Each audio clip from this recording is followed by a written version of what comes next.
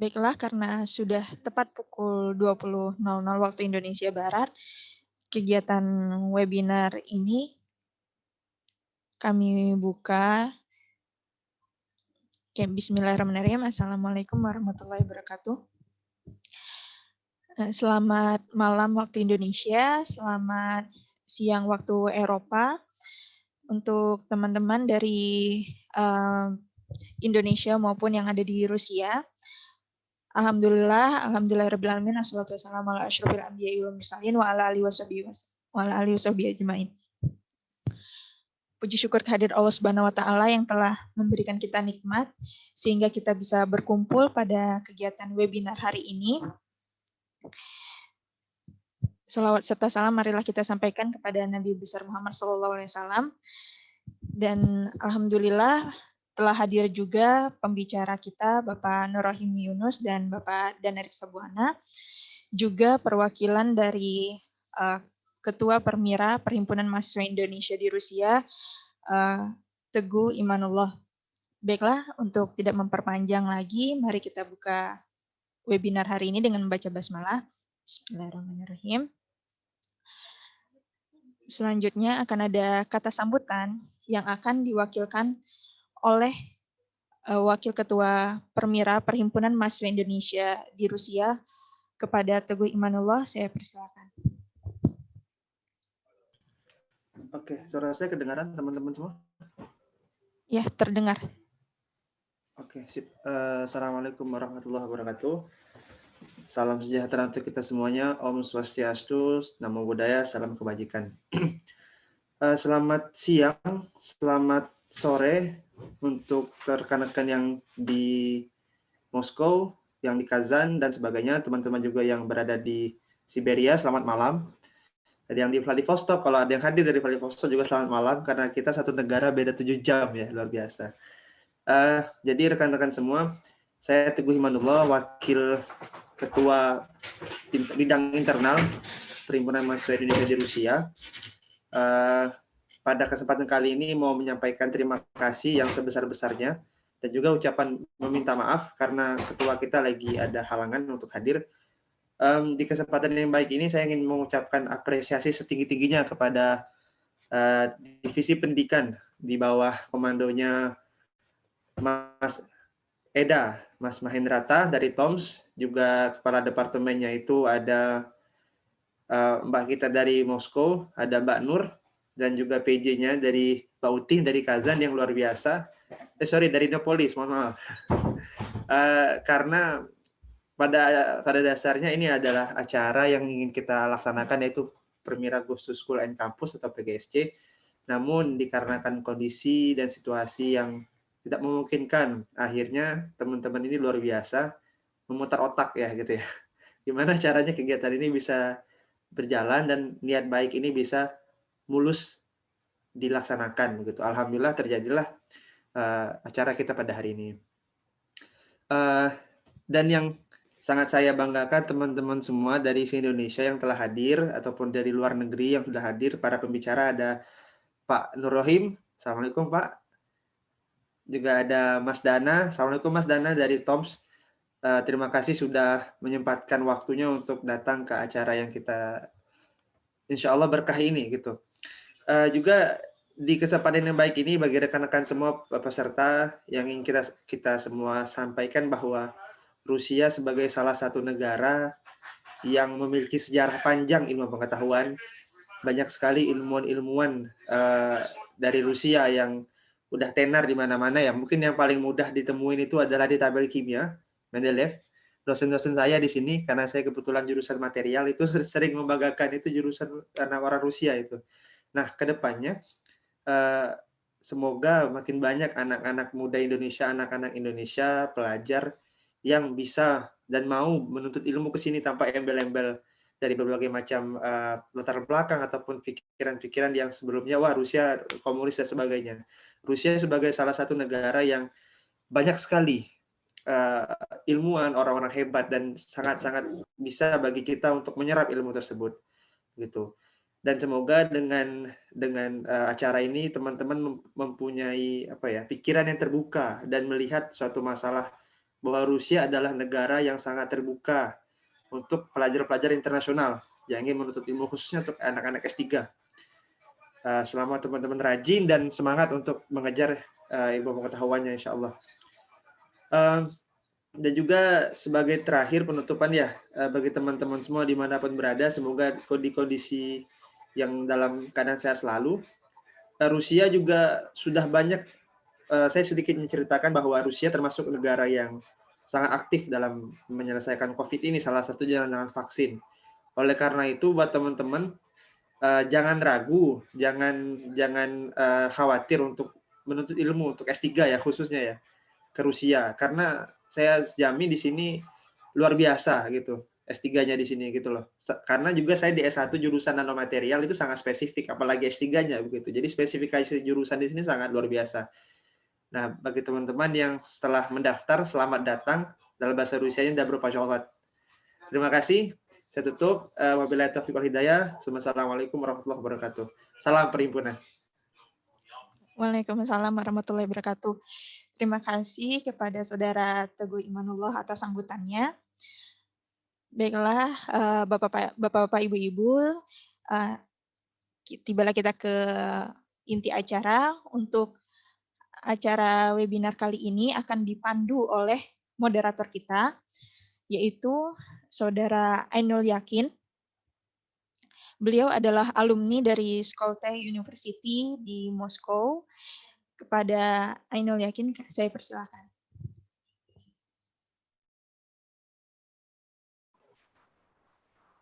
Ya, Assalamualaikum warahmatullahi wabarakatuh. Selamat malam teman-teman yang ada di Indonesia dan selamat sore teman-teman yang berada di Rusia atau di belahan bumi manapun.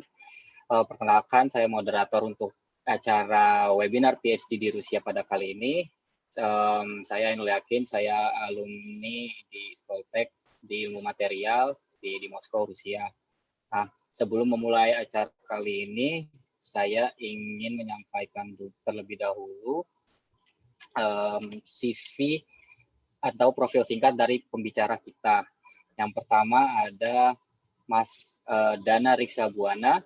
Beliau adalah dosen Fakultas Psikologi di Universitas Mercu Buana.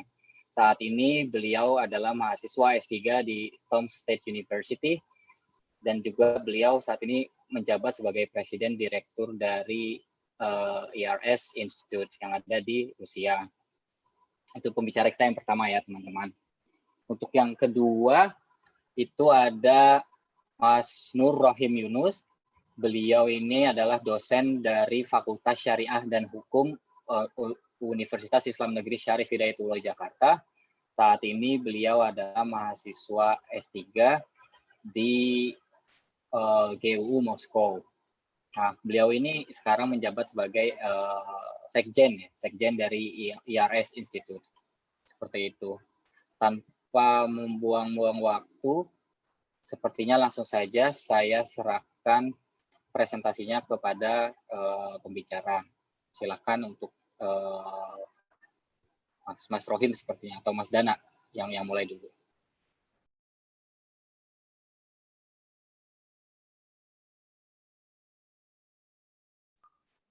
Mas Dana dulu ya.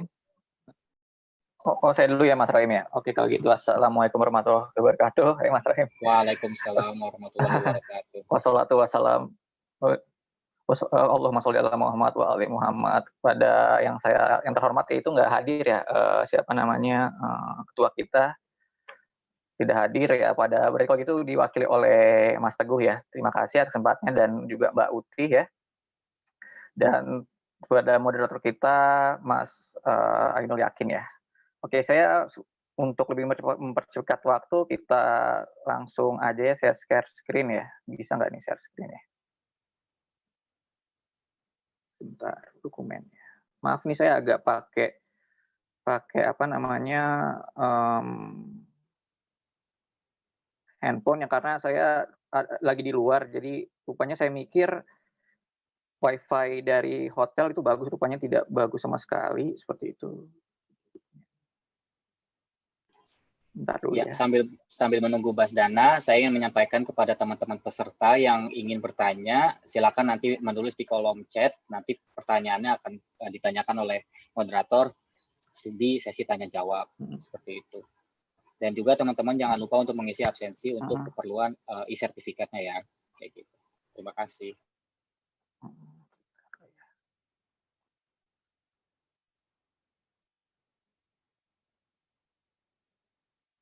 Oke, apakah sudah terlihat ini saya, PowerPoint saya? Apa belum? Sudah Belum, terlihat atau belum? Belum ya, sebentar ya. belum.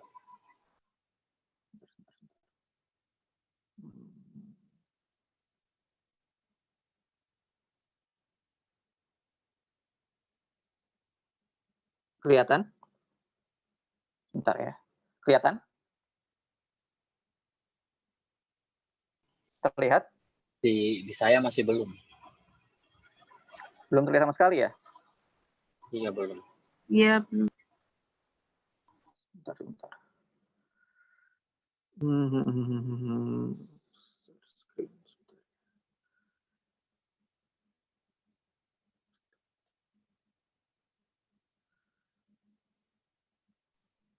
Atau mungkin saya duluan aja, Mas Dana. Ya udah, silakan Mas Rohim. Efisiensi waktu Silakan ya. aja. Iya, Ya. silakan aja. Supaya efisiensi waktu juga, dan Mas Dana juga bisa men-setting handphonenya. Jadi mungkin biar saya duluan aja nggak apa-apa. Ya Mas Dana ya, nggak apa-apa ya. Silakan Mas Rohim. Iya. Ya. Saya lagi di luar. Bismillahirrahmanirrahim. Assalamualaikum warahmatullahi wabarakatuh.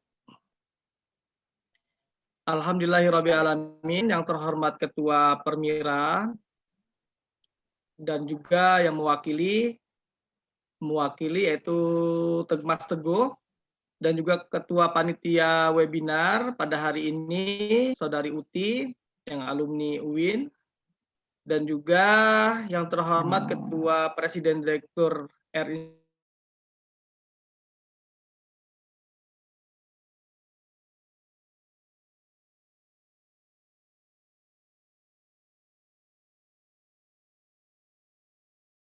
Institute. Jadi setiap mahasiswa S3 Rusia, maka dia otomatis menjadi anggota daripada R Institute, karena kita memang bertugas untuk melakukan riset. Ya, bisa Mas Dana itu? Bisa ya? Ya, bisa, tapi nggak jelas gambarnya. Ya. Oke, coba. Ya udah. Ini udah belum bisa nggak Mas kelihatan Rohim? ininya. Ya, masih putih, gambarnya putih. Kelihatan itu? Iya, putih. Ya, gimana Oke. Mas Dana, sampaikan aja kali ya. Bentar. Present on device. Coba bisa sekali lagi, misalnya ininya berhasil. Udah berhasil? Bisa Ya, sih, berhasil, kelihatan kelihatan. bagus. Oke. Kelihatan. Ya, terima kasih. Maaf ya agak Lanjut Mas, riuh. lanjut. Oke, terima kasih Mas Rohim. Saya maaf kawan-kawan semua, saya agak riuh soalnya tadi saya agak kendala teknis karena saya di hotel lagi ada acara. Nah, rupanya saya pikir karena hotelnya bagus, wifi juga bagus, rupanya wifi-nya agak kurang bagus rupanya. Jadi saya menggantikan ke handphone. Oke, saya mulai aja mempersingkat waktu ya. Oke, saya akan menjelaskan seluk-beluk S3 di Rusia. Ya, bismillahirrahmanirrahim. Ya, kepada teman-teman semua mungkin bisa mengambil pelajaran ataupun mengambil informasi dengan apa yang saya alami di Rusia ini ya. Bismillahirrahmanirrahim. Oke, kita mulai aja. Oke, kita akan melakukan pembagian bahasan menjadi 3, yaitu beasiswa S3 di Rusia, sistem S3 di Rusia, dan pembelajaran S3 di Rusia. Saya juga sama Mas Rohim itu lebih enaknya nantinya, kayaknya lebih enaknya diskusi ya. Ini lebih ke arah saya akan menjelaskan sama Mas Rohim mungkin secara garis besar aja ya gitu ya. Karena saya lebih enak itu nanti mungkin akan terjadi diskusi seperti itu. Ya, kita mulai aja ke beasiswa S3 di Rusia ya. Oke. Jadi saya akan mulai ya dari beasiswa pemerintah itu Rusia itu sendiri. Itu yang pertama. Jadi beasiswa pemerintah Rusia itu biasanya buka awal tahun ya. Biasanya itu di Januari. Jadi teman-teman semua dari negara lain yang tertarik S3 di Rusia itu udah mulai ya dari akhir tahun tuh mulai biasanya mulai ada informasi-informasi. Nah, biasanya tuh orang Rusia tuh kadang tradisional ya. Jadi kadang nggak ada di website di Indonesia tuh kadang nggak ada di website resminya, nggak ada gitu. Jadi bisa aja googling atau cari di media sosialnya ada IG atau FB itu namanya Pusat Kebudayaan Rusia ya. Atau untuk lebih jelasnya itu bisa datang langsung ke Pusat Kebudayaan Rusia di Jakarta. Saya waktu itu juga mendapatkan informasi, saya kan juga S2-nya di Rusia gitu ya. Itu saya mendapatkan informasi itu dari internet gitu secara kasar gitu ya. Habis itu saya langsung datang ke Pusat Kebudayaan Rusia, itu Jalan Diponegoro ya, Jakarta Pusat ya. Jalan Diponegoro nomor 12 Jakarta Pusat. Nah ini. Nah, untuk sekarang ya, syarat utama untuk mendapatkan beasiswa itu mendapatkan invitation letter ya, atau surat rekomendasi dari profesor kampus tujuan. Jadi berkirim surat dahulu ke kampus Rusia sebelum mendaftar beasiswa gitu ya. Jadi kita sebelum mendaftar ke Januari itu kita harus dulu berkomunikasi dengan pihak universitas gitu. Jadi yang paling penting itu. Jadi untuk selebihnya itu hanya syarat administrasi aja. Jadi saja tanpa perlu kemampuan bahasa Inggris maupun Rusia. Jadi ada banyak pengalaman juga yang mungkin dia tidak punya TOEFL ya, dia udah keterima beasiswa ke Rusia, dia itu bisa milih langsung, misalnya dirasanya kita misal ngomong bahasa Inggris wah lancar nih, dianggap administrasinya oke nih, udah kita bisa ngambil mungkin mengambil kelas bahasa Inggris gitu, walaupun kita tidak mempunyai TOEFL gitu.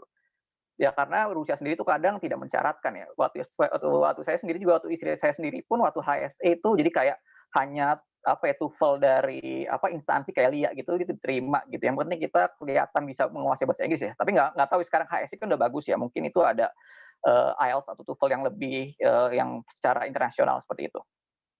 Nah, seperti itu. Jadi yang paling penting adalah saya tekankan lagi itu beasiswa S3 itu adalah mendapatkan rekomendasi dari profesor atau surat invitation. Nah, surat invitation ini bukan hanya dari profesor aja. Misalkan kita dapatnya dari kampus, nih kampus sudah menerima, nanti yang kampusnya akan menyarikan profesor itu sudah cukup juga untuk kita bisa mendaftarkan beasiswa ke PKR kayak gitu. Nah, beasiswa yang tercover tuh hanya biaya kuliah dan uang saku gitu. Tapi ya, misalnya S3 ya, uang saku tuh berkisar antara 1 juta ya, misalnya dirupiahkan ya, misalnya kita pakai rubel, tapi misalnya dirupiahkan itu uang saku berkisar antara 1 juta sampai 5 jutaan. Bahkan bisa lebih tergantung universitas dan jurusan. Jurusan eksak biasa lebih tinggi. Nah, itu ada teman kita yang namanya Mbak Nisa, itu namanya itu udah dapat kayak Tazirovka, itu kerja di sana itu bisa dapat lebih besar lagi gitu. Mungkin bisa 10 jutaan gitu. Jadi tergantung universitasnya juga gitu, dan tergantung kitanya negonya itu bisa jadi kita bisa mendapatkan lebih besar lagi gitu. Dan untuk universitas-universitas yang bagus ya, misal top 10-nya Rusia itu biasanya ada banyak dana penelitian dan bantuan gitu. Jadi banyak beasiswa tambahan. Kayak saya contohnya tadi di email bahwa ada beasiswa tambahan. Jadi saya kan mendapatkan sekitar 4.000-an rubel ya per bulan gitu. Itu misalnya kita mungkin bisa mengajukan tambahan mungkin dengan kita menulis di jurnal internasional, habis itu kita juga nilai kita bagus, itu bisa mendapatkan beasiswa tambahan, mungkin bisa di atas 1 juta, mungkin bisa 3 juta atau 5 juta gitu. Apalagi saya kan di kota kecil ya, di Tom sendiri itu juga biaya hidupnya juga nggak terlalu besar gitu. Saya juga 2 juta per bulan itu udah cukup untuk bisa hidup enak di sana kayak gitu. Kayak gitu, dan juga sekarang kan juga di Rusia juga boleh bekerja dan mendapatkan beasiswa tambahan lainnya ya kayak gitu. Nah, itu yang tadi saya dijelaskan, bisa kita bisa mendapatkan beasiswa tambahan gitu ya. Seperti dari ada banyak grant juga di sana kayak gitu. Jadi menurut saya walaupun kitanya udah terima beasiswa PKR, kita bisa mengajukan banyak beasiswa tambahan lainnya gitu di Rusia, ataupun kita mau kerja juga bisa gitu. Apalagi saya sendiri tuh di Toms itu online ya kayak gitu. Di banyaknya online. Jadi mungkin bisa untuk bekerja itu mungkin bisa bagi mungkin yang bahasa Rusia udah jago banget ya. Saya kan nggak kerja, saya juga mendapatkan beasiswa tambahan dari universitas saya kayak gitu. Nah, ini habis itu dari beasiswa pemerintah, kita juga bisa beasiswa kampus. Kayaknya kan misalnya tadi saya lihat Mbak Uti itu di Indianapolis, kalau saya itu langsung beasiswa kampus langsung tuh besar tuh, include biaya hidup juga tuh gitu. Jadi ada namanya beasiswa kampus. Jadi kita tidak mengajukan ke PKR, tapi kita juga langsung mengajukan ke kampus untuk mendapatkan beasiswa kampus, itu bisa juga gitu. Nah, beasiswa ini bervariasi. Misal di HSE, setahu saya tuh misal untuk S2-nya atau S3-nya pun kita lihat dulu, kita nih misal kita mau daftar HSE, kita mau dapat beasiswa yang S3 full, itu bahkan dilihat portofolio kita, apakah kita udah ada masuk ke jurnal Scopus, ataupun kita lihat H-index kita udah besar atau enggak, itu akan sangat berpengaruh gitu. Jadi ada misal mau ke Rusia tuh bisa ada 2 beasiswa, pertama beasiswa pemerintah atau beasiswa kampus seperti itu. Oke, untuk cepat saya nggak akan lama-lama. Nah, ini ya, masuk aja kedua, sistem S3 di Rusia. Nah, ini yang menarik ya, ini agak-agak mungkin teman-teman juga mungkin bisa, oh kok kaget gitu, kok bisa gitu ya. mungkin bagi teman-teman yang bukan S3 di Rusia gitu, ataupun mungkin S2 di Rusia tapi mungkin belum tahu sistem S3 di Rusia gitu ya. Akan saya jelaskan. Nah ini, Rusia itu memiliki sistem yang pendidikan jenjang S3 yang cukup berbeda dengan yang ada di Eropa Barat atau Amerika. Mungkin mirip-mirip sama Jerman, tapi saya juga nggak tahu ya, saya nggak terlalu paham juga mengenai Jerman. Mungkin ada teman kita yang S2 di Jerman yang ikut webinar ini, atau negara lain mungkin ada yang mirip, tapi menurut saya agak berbeda ya, misalnya Rusia itu ya. Dan saya juga itu kayak di sistem pendidikan Rusia itu belum ada S3 yang full riset. Jadi masih sistem kita tuh masih kuliah seperti biasa gitu. Karena nggak tahu ya, mungkin tapi tahu saya di AS sendiri pun di psikologi dan universitas-universitas lainnya itu kayaknya belum ada yang full riset. Karena AS kan udah paling ininya ya, dia punya universitas yang punya Presiden Putin ya. Jadi mungkin dia lebih condong ke arah barat gitu ya pendidikannya, tapi saya lihat juga HSE belum ada yang full riset juga, tapi koreksi misal saya salah nanti ya di diskusi gitu. Nah ini yang menarik nih, ada nih yang akan saya highlight. Bila disetarakan dengan Indonesia nih, kan kemarin ada nih namanya Mas Albert itu udah selesai S3 di Rusia, itu udah setara dengan doktor. Ini akan saya jelaskan ya. Bila disetarakan dengan Indonesia, maka ada 3 jenjang doktor itu di Rusia. Jadi Rusia tuh memiliki 3 ijazah, misalkan disetarakan dengan Indonesia ya.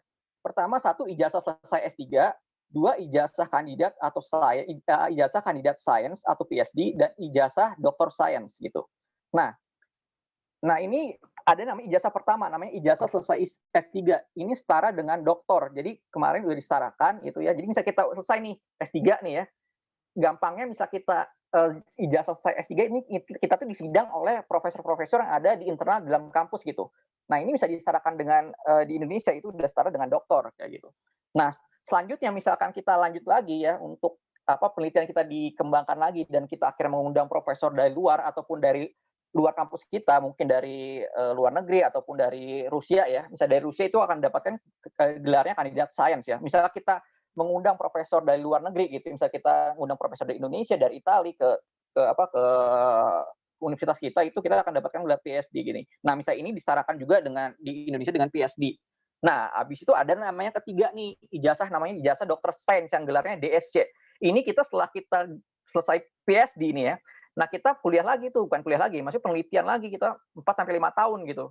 Nah, ini baru kita dapat gelar DSC atau dokter sains. Jadi itu kita intinya bisa mau dapat gelar DSC itu kita udah mesti banyak banget publikasi di jurnal Scopus atau Web of Science gitu ya. Itu banyak lagi gitu. Misalkan nanti itu akan saya bahas lebih next nanti aja itu masalah publikasi kayak gitu. Jadi ada 3 ya, misalnya di Rusia tuh ada misalnya disetarakan ke Indonesia ada yang doktor, ada yang PhD dan dokter sains kayak gitu ya. Yang gelarnya yang terakhir tuh DSC ya. Kuliah lagi 4 sampai 5 tahun kayak gitu. Nah ini, di mana sih kita bisa mendapatkan gelar ijazah selesai S3 ini untuk mendapatkan penyetaraan di Indonesia itu doktor? Yaitu pertama selesai mengikuti seluruh perkuliahan. Jelas ya, kita kan saya bilang tadi mungkin di Indonesia, di Rusia sendiri itu belum ada yang namanya full research, belum ada ya. Jadi kita mesti ngikutin perkuliahan, lulus ujian negara. Nah ini juga tergantung universitas nih.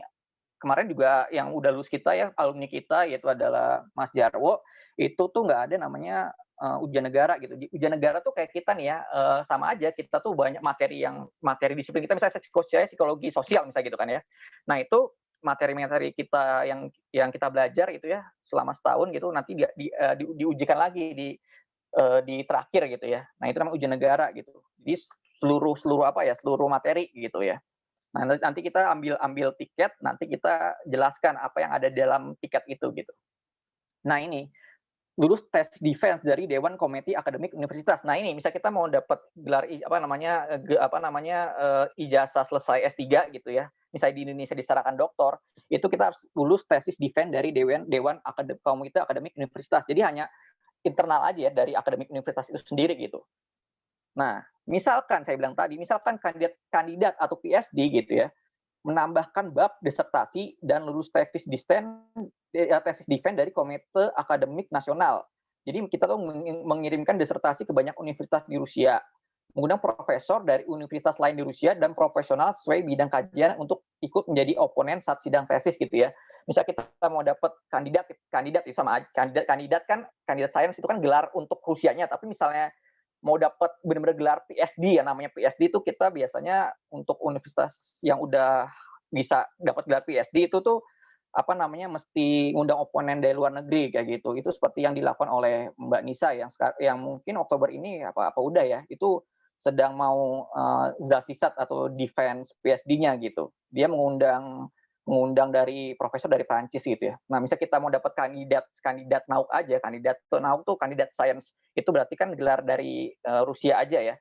Itu cukup dari cukup dari profesor Rusia aja, tapi kandidat itu sama dengan PhD ya gelarnya. Jadi bisa kita dapatkan kandidat sains ya, itu sama aja kita PhD gitu. Misal tadi kan, misal kita dapatnya hanya ijazah lulus S3 aja tuh hanya dapat gelar doktor kayak gitu ya. Nah ini, seperti itu kira-kira. Nah ini, saya bilang tadi dokter sains. Nah ini mengikuti program studi lagi selama 4 sampai 5 tahun dengan banyak mempublikasikan artikel di jurnal WOS atau Scopus dan menelurkan banyak teori baru gitu. Jadi kita menelurkan banyak teori baru kita bisa dikatakan oleh mendapatkan gelar DSC gitu. Kayaknya Indonesia juga masih hampir nggak ada kayak, masih jarang mungkin ya orangnya kayak profesor kita yang gelarnya DSC gitu. Ada kan dokter Ing gitu kan. Biasanya ini DSC itu benar-benar kayak tipikal Rusia banget lah, dan Jerman tahu saya deh DSC itu. Oke, selanjutnya ini terakhir. Pembelajaran S3 di Rusia itu sepertinya kayak gimana sih pembelajaran S3 di Rusia?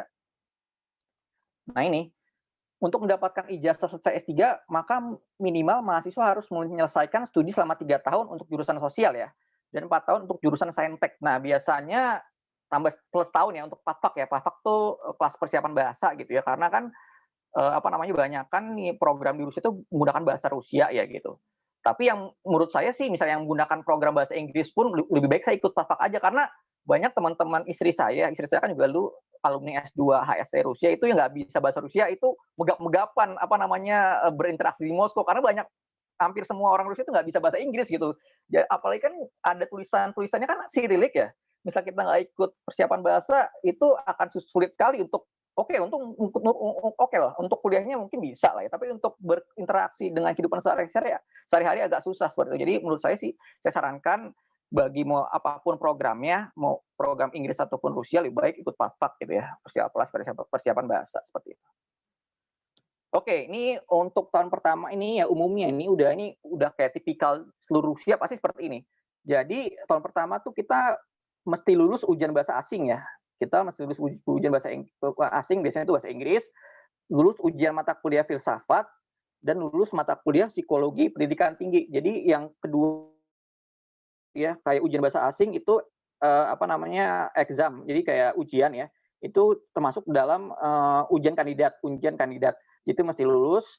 Habis itu mata kuliah filsafat juga mesti lulus. Habis itu mata kuliah psikologi pendidikan tinggi ini hanya zacot, tapi juga mesti lulus. Ini kuliah wajib ya tahun pertama. Ini tahun pertama sekitar seperti itulah ya kuliahnya. Dan mulai ini ya, saya lupa, saya menyarankan juga misalkan teman-teman ingin S3 di Rusia, mulai dari pas PAFAK, mulai kontak profesornya. Jangan telat. Saya kan udah S2 lagi kan, S2 di Rusia, tapi saya PAFAK lagi di Rusia karena saya mau colong start gitu. Saya pengen colong start agar saya pas tahun pertama dan tahun kedua tuh nggak usah pusing lagi mikirin judul dan bolak-balik ke profesor gitu. Karena kan kita juga mesti lulus di ujian bahasa asing, mata kuliah filsafat, dan mata kuliah psikologi pendidikan tinggi itu agak berat sih ya, misal bagi orang yang mungkin apalagi yang baru belajar bahasa Rusia gitu, agak berat. Jadi menurut saya pas PAFAK itu coba langsung komunikasikan kepada profesornya gitu, apa yang perlu yang judulnya insya Allah haruslah begitulah, kita fokus, kemudian judul kita diterima lah gitu, diterima aja judulnya dulu gitu, biar kita tuh udah bisa bisa fokus ke mata kuliah lain, dan kita juga bisa fokus untuk publikasi jurnal gitu. Karena kenapa? Nanti akan saya jelaskan lebih jauh kenapa sih hal itu penting gitu. Nah ini tahun kedua atau ketiga ya, bagi saintek kan, misalnya saintek 4 tahun ya, misalnya sosial biasanya cuma 3 tahun, itu lulus ujian bidang studi, lulus praktikum bidang studi, biasanya ada praktikumnya, dan lulus praktikum pedagogis dan pengajaran. Biasanya S3 tuh kita ada kegiatan juga, itu kita mesti ngajar ya, itu jadi kita juga masih lulus di situ ya. Tapi di sini yang paling penting ya, di tahun kedua atau ketiga itu lulus ujian bidang studi, itu penting banget gitu. Seperti itu. Nah, tahun terakhir nih ya. Nah, ini tahun terakhir nih. tahun terakhir sosial, tahun ketiga dan tahun keempat untuk saintek ya. Itu memenuhi, mungkin sekarang ya, kayaknya sekarang udah umum ya, memenuhi minimal 4 publikasi sesuai bidang kajian gitu. Bisa VAK tuh kayak Sinta, misalnya di Indonesia Sinta ya, misal dosen ngerti apa ya, Sinta tuh misalnya yang nggak ngerti itu yang diindeks oleh Kementerian Pendidikan di Indonesia gitu, itu sama aja kayak VAK, Scopus atau WOS, jadi bisa milih gitu. Tapi ini juga tergantung kampusnya juga, apakah memang bisa gimana, apakah bisa jadi 2 WAK atau 2 Scopus, berisik aku ya, 2 WAK atau 2 Scopus itu tergantung kayak gitu ya. Habis itu mesti lulus ujian negara, habis itu juga lulus tesis defense internal, habis itu lulus tesis defense eksternal bagi yang dapat gelar kandidat sains atau PhD. Kayak gitu. Selanjutnya ya. Nah, udah itu doang kok. Oke, saya tadi lupa ya tadi ya. Kenapa ini penting? Saya bilang tadi ini karena mesti memenuhi minimal 4 publikasi kayak gitu. Mesti 4 publikasi seperti itu. Kayak gitu.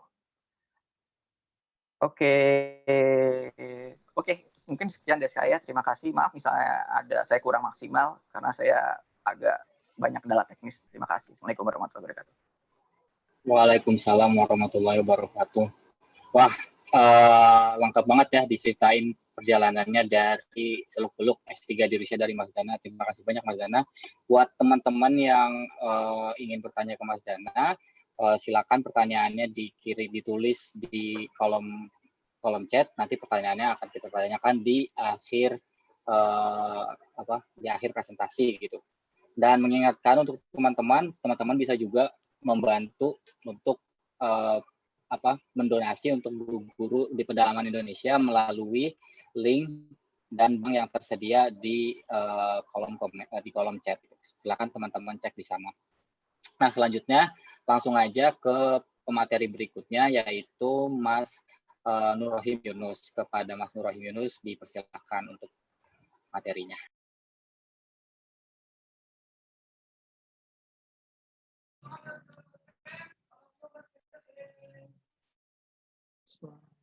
Sudah suara kedengaran ya?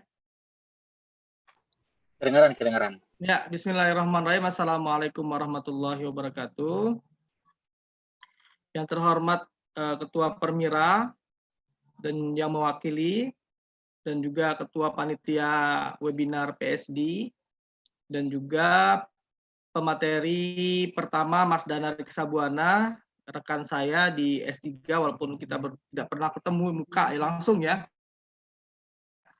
Tapi kita setiap minggu selalu diskusi di di Zoom S3, yaitu dalam mendiskusikan berbagai macam permasalahan, juga termasuk juga ya berkaitan dengan program studi S3 di Rusia. Langsung saja disampaikan oleh Mas Dana terkait dengan program tentang bagaimana studi di Rusia. Ya, tadi sudah panjang lebar dan mungkin saya hanya melengkapi dan memang sebenarnya mengapa kalau misalnya ada pertanyaan mengapa Mas Dana menjadi presiden tidak yang lainnya, karena beliaunya S2-nya di Rusia, jadi lama tinggal di Rusia, sedangkan kitanya yang lain-lainnya itu masih baru di Rusia. Ya. Jadi langsung saja, bagaimana how to study a PhD program in Russia. Ya, di sini sebenarnya saya ingin secara umum aja. Secara umum nanti saya ingin melihat, maaf ada suara, saya mungkin bisa pindah. Bentar ya, saya kecilkan.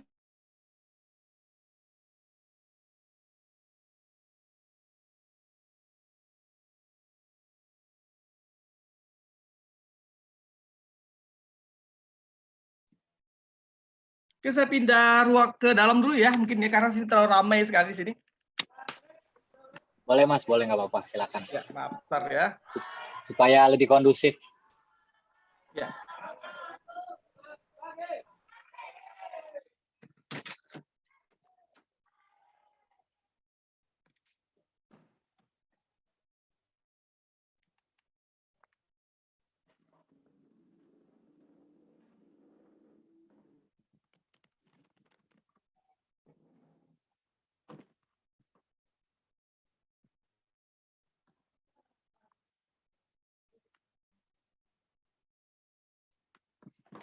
Ya, kita lanjut ya.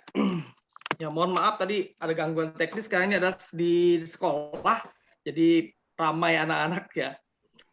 Oke, kalau tadi telah disampaikan oleh Mas Dana Riksabuana terkait bagaimana studi di Rusia, itu jelas panjang lebar, dan bagaimana kemudian dijelaskan, dan kita mengerti ya di situ dan kondisinya. Dan saya ingin menjelaskan, membandingkan secara umum saja, apa itu S3, apakah sesuai tidak dengan yang di Rusia secara umum. Karena di sini juga pesertanya saya lihat juga sudah ada juga yang sudah S3 dan mungkin juga ada yang sudah sedang kuliah di Rusia,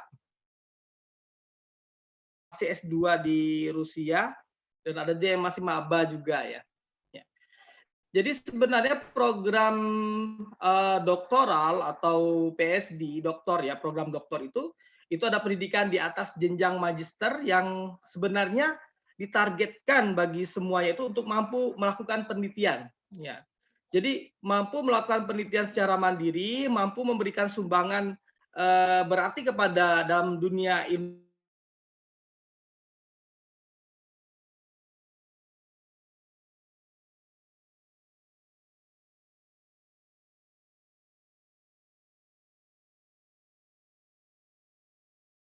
Jadi kalau nanti diuji atau yang akan dicapai bagaimana dalam pendidikannya, maka dia harus teori baru dari penelitiannya, begitu. Itu ya. Kemudian berikutnya, doktor kalau dalam bahasa Inggris itu gelar akademik lulusan program pendidikan doktor atau strata S3. Jadi kita kan ada S2, S1, S1, S2, dan S3. Berlanjutannya tidak ada lagi S4. Nah, biasanya program doktor itu kalau di Indonesia itu 5 sampai dengan 5 tahun yang paling lama ya. Kalau di Rusia tadi dijelaskan oleh Mas Dana itu 3 tahun. Kalau di Rusia 3 tahun, kalau di Amerika itu 5 tahun ya, 5 tahun tanpa. Di Rusia kan ada bahasa setahun, kemudian doktornya 3 tahun. Kalau untuk sains seperti Ade Irma misalnya itu dia beda dengan di barat, antara Eropa Barat dengan di Rusia itu berbeda kayaknya. Kemudian kalau dalam sistem pendidikan manapun itu mirip juga dengan Rusia. Jadi mampu mengikuti ujian kualifikasi kelayakan, apakah kita layak menjadi peneliti atau tidak. Nah, banyak orang yang ketika dianya kuliah tapi dia tidak mampu untuk mengikuti menempuh ujian kualifikasi itu, kelayakan dirinya untuk kemudian menjadi seorang peneliti. Ya. Kemudian juga biasanya ya kalau di Rusia itu pengalaman masing-masing kampus yang berbeda juga ya. Kalau saya sendiri doktornya itu harus didapatkan sebelum masuk kuliah. Ya, kalau ada juga orang teman-teman di S3 di Rusia dia sudah masuk kuliah baru ditentukan promotornya. Ada juga teman-teman juga ada yang memang dia ketika masih potpak dia sudah dapat pembimbing begitu. Maka tadi usulannya Mas Dana tadi kepada teman-teman, kalau sudah ada punya masih potpak misalnya, masih program bahasa, maka sebaiknya sudah melakukan hubungan semacam kontak dengan pembimbingnya supaya nanti ada kemudahan.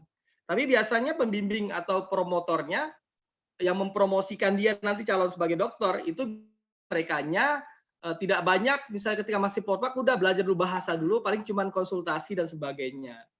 Tapi ketika sudah masuk tahun pertama, baru tuh dikejar mahasiswanya untuk melakukan riset terkait dengan disertasi atau proposal yang diajukannya.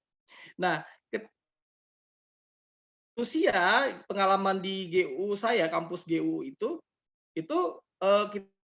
tahun pertama itu kitanya sudah dapat pembimbing, sudah jelas pembimbing kita mengajukan proposal. Kalau proposal kita tidak layak, maka kita suruh ganti. Tapi alhamdulillah kalau saya ngajukan langsung dibilang katanya atlitsena, langsung lanjut ke Glawa 1 ya. Tahun pertama itu Glawa 1, tahun keduanya di Glawa 2 atau bab 2. Kalau di Rusia itu bedanya disertasi itu bab 1, kalau di Indonesia bab 1 pendahuluan, kalau di kita itu bukan bab namanya pendahuluan itu. Ya sama dengan tesis dan skripsi juga untuk anak-anak S2 dan S1 di Rusia.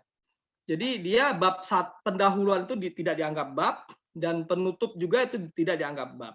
Tapi kalau di Indonesia atau mungkin negara-negara lain, termasuk di Barat, Eropa Barat atau Australia, itu bab pendahuluan itu dianggap sebagai bab 1 gelawa ya. Tapi kalau di Rusia bab 2, bab yang 2 itu di Rusia, di Indonesia, dimanapun itu bagi orang Rusia itu masuk gelawa 1, gelawa 2, gelawa 3. Jadi sebenarnya ada 5 bab, tapi yang pertama tidak dianggap sebagai bab, tapi yang kedua, 3, 4, kemudian terakhir itu penutup sebagai tidak dianggap bab. Jadi cuma ada 3 gelawa saja. Ya. Nah itu kita ada ujian usulan disertasi. Kalau di Kazan itu KFU ya misalnya, itu ketika saya fatwa kan di Kazan ya KFU. Nah itu disampaikan oleh senior kita yang di sana, itu Kak Jo, itu dia bilang katanya nanti ketika sudah lulus potfak nanti akan ada ujian proposal disertasi pengajuan, dan di situ baru ditentukan pembimbingnya begitu. Itu jadi berbeda dengan kampus saya sekarang yang ada di Moskow gitu.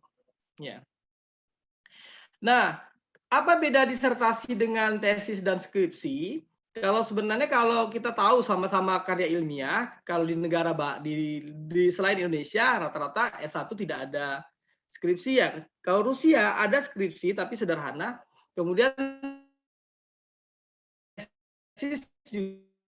tesis tapi di beberapa negara di Eropa Barat itu magister itu tidak mewajibkan tesis, ya hanya disertasi. Nah, disertasi ada untuk S3 itu sebenarnya ada 2 kategori, ya doktor by research dan juga doktor by coursework ya. Atau dia kalau by research itu contohnya di UM di Semalaya itu hanya menulis disertasi saja, tapi dia tidak ada mata kuliah. Nah, kalau di Rusia sebagaimana dijelaskan oleh Mas Dana tadi, tahun pertama ada 3 mata kuliah ya, yang itu diujikan sebagai ujian negara ya. Kalau saya bedanya dengan Mas Dana tadi, yang terakhir itu bukan psikologi tapi hukum kalau saya ya. Jadi kalau saya itu hukumnya secara umum, baik itu hukum pidana, hukum perdata, jadi civil law dan criminal law-nya dimasukkan dalam kategori ujian negara yang nomor 3 tadi. Yang pertama sama Nasrani Yizik atau bahasa Inggris, kalau Bu Zahro dia ngambil bahasa Jerman. Nah, yang kedua itu adalah filsafat ilmu, ya sama itu ujian negara yang diujikan dan semuanya wajib untuk menjadi seorang kandidat itu adalah kandidat doktor, dia harus lulus itu. Nah, bedanya disertasi itu kalau di disertasi sebenarnya lebih mendalam. Tadi yang saya katakan tadi, jadi harus ada nilai filosofi, filsafat dan teori yang terbangun dari apa yang diteliti. Ya, kemudian apa yang menjadi tujuan akhirnya. Maka kemudian kalau misal teman-teman nulis disertasi itu malu kalau seandainya dia ada seorang dosen menulis disertasi tapi dia tidak punya output buku.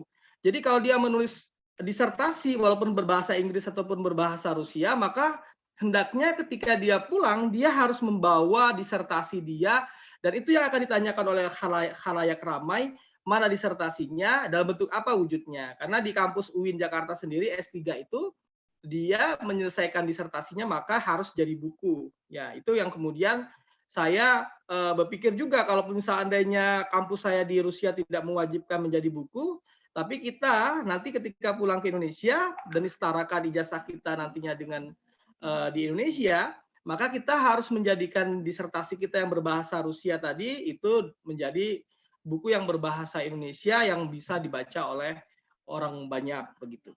Ya. Nah, itu kemudian kalau kita sudah mempunyai judul disertasi, itu komisi ada semacam senat lah kalau di Indonesia itu ya. Itu dia menyatakan Anda kelayakan untuk proposal disertasi kita dan kita lanjut untuk melakukan penelitian. Nah, dalam disertasi itu harus ada hal yang novelty atau hal baru yang bisa ditawarkan dalam penelitian kita. Tidak boleh kita misalnya melakukan penelitian disertasi hanya sekedar mengcopy ide orang atau mengcopy gagasan orang lain yang ada di negara lain untuk kita tulis lagi, itu tidak boleh. Tapi kita harus menemukan ide baru apa. Kalau misalnya bidang saya adalah hukum tata negara, constitutional law, maka saya ya hal barunya, karena saya ingin membandingkan sebenarnya tidak cuma parlemen Indonesia saja dengan Rusia, tapi dengan Amerika. Tapi promotor saya karena tidak suka dengan Amerika dicoret tinggal dua mode perbandingan. Jadi hal barunya itu adalah bagaimana pola sistem kameralisme di negara Rusia dan juga dengan Indonesia dalam sistem check and balance-nya, itu yang saya teliti di antara dua negara. Ya. Lanjut ke berikutnya ya. Penggelaran kalau di Indonesia itu umum, DR aja, D besar, kalau D kecil dokter namanya. Maka D gelarnya adalah doktor ya. Sedangkan kalau di luar Indonesia, contoh Malaysia aja itu menggunakan gelar PSD. Nah, unik kalau di negara Inggris, nah termasuk juga negara-negara Commonwealth dan juga negara-negara misalnya tadi yang dicontohkan oleh Mas Dana. Nah, kalau di Inggris atau mungkin di Australia dan sebagainya, gelar doktor untuk hukum itu gelarnya adalah LLD. Kalau saya kan master itu LLM-nya sekarang.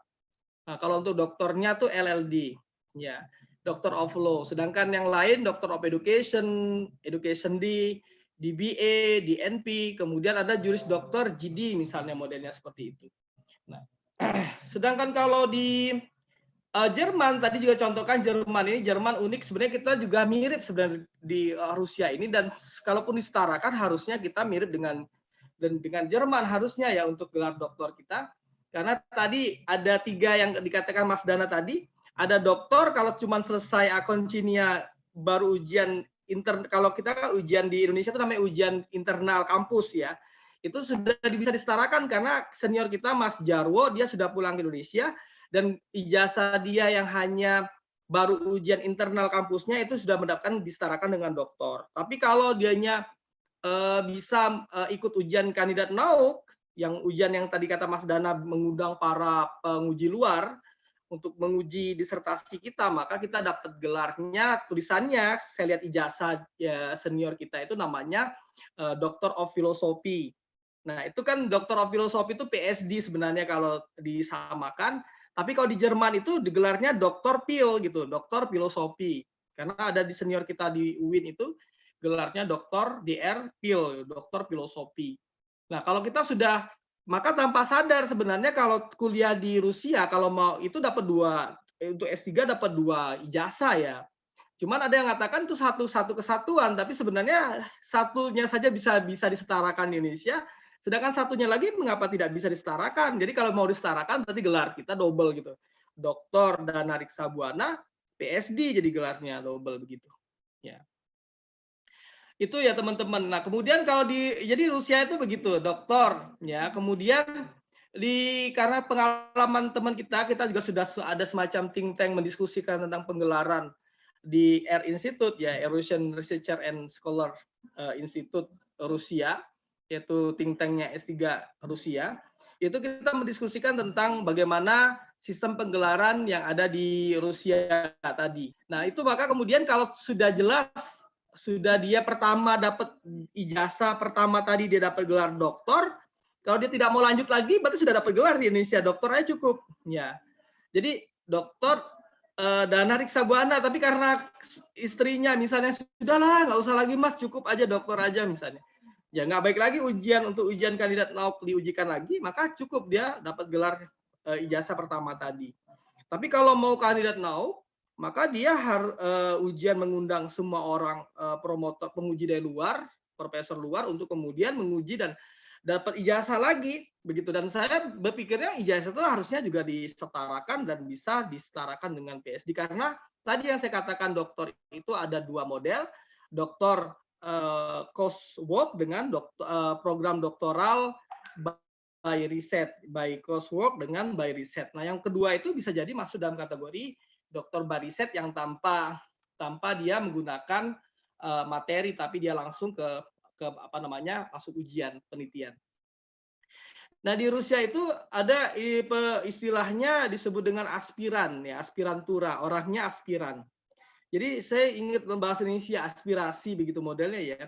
Karena dia beda dengan master. Master kan dianggap mahasiswa. Kalau kita itu tidak dianggap mahasiswa, tapi kita dianggap sebagai aspiran. Jadi doktor, kalau kita di Indonesia kan mahasiswa gitu ya. Tapi kalau di Rusia kita tidak dianggap mahasiswa, tapi sebagai aspiran, aspirantura gitu, aspiran. Nah di Rusia itu ya tadi dikatakan Mas Dana telah dijelaskan bagaimana polanya. Ya, jadi kalau bagi yang lulusan magisternya dari luar Rusia, maka tetap wajib kuliah kuliah bahasa setahun. Tapi kalau dia tidak, maka dia bisa lanjut langsung S3 begitu, modelnya melanjutkan tesisnya begitu. Dan dia wajib ikut kuliah program bahasa seperti di sini ada Mbak Sari Gumilang kan, itu masih potpak, maka harus belajar bahasa dan juga matrikulasi filsafat sejarah Rusia dan sebagainya. Tapi bagus juga kalau saya ngambil hikmahnya belajar sejarah Rusia, jadi tahu tuh dari zamannya Tsar itu sampai dengan zamannya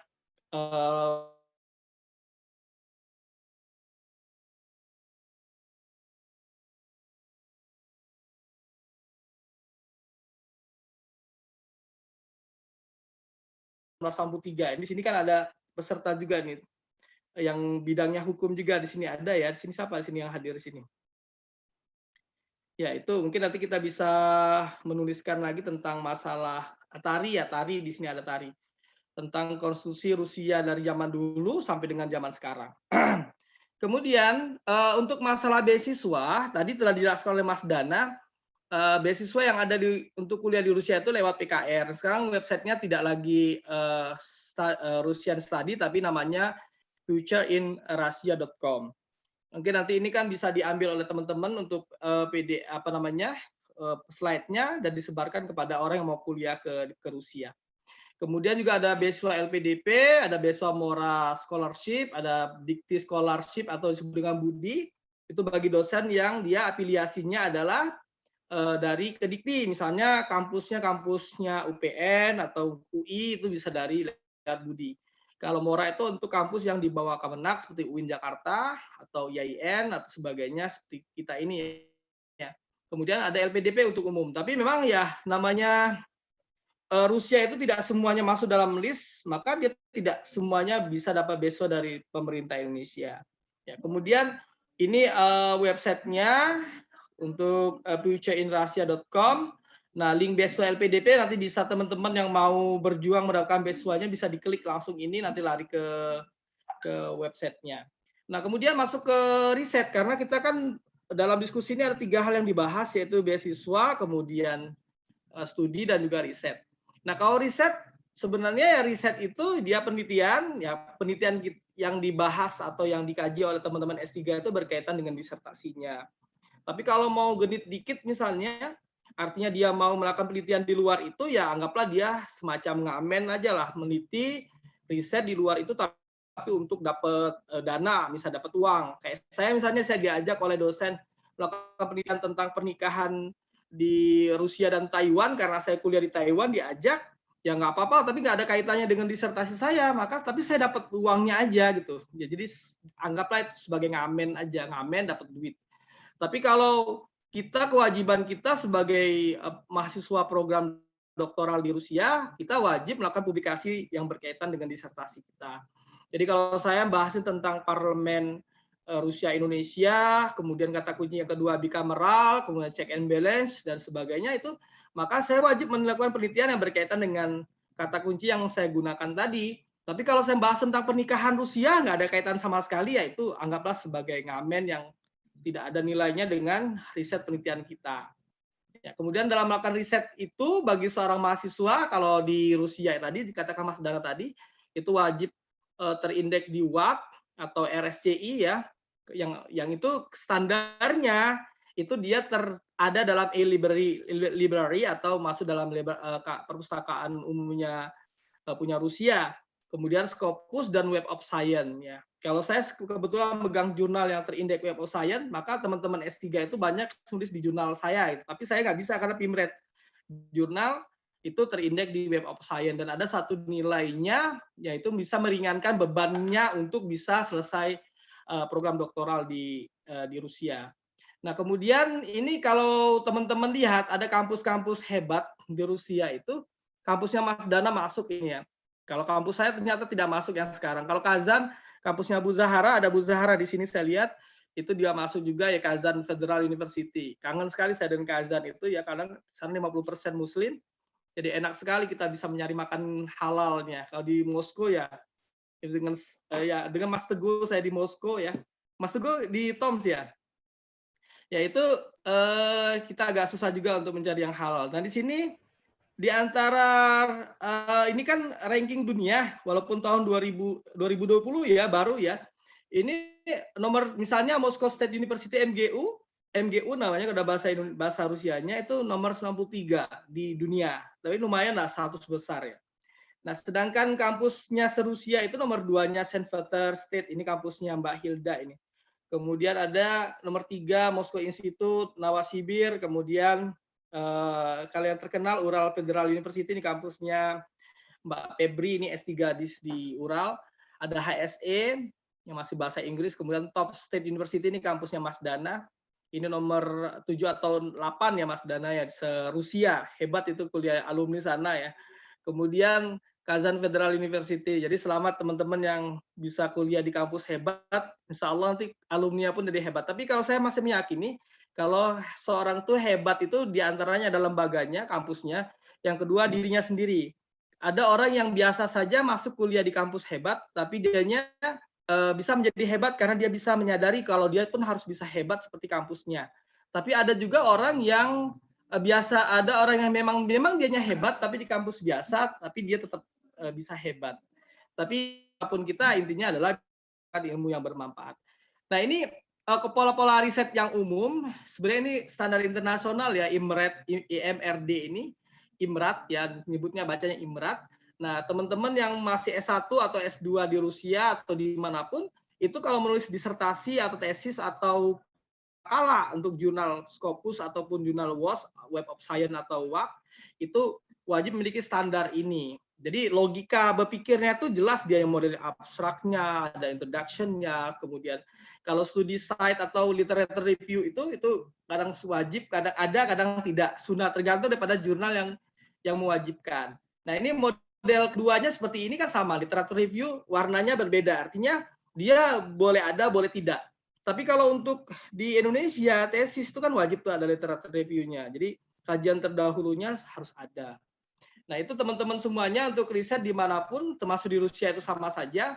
Tapi kalau misalnya kita ingin selesai dan akhirnya kata profesor kita, ya udahlah kamu lulus aja lah, kamu kan orang asing. Ya udahlah, dengan belas kasihan itu sebenarnya tidak menguntungkan kita juga.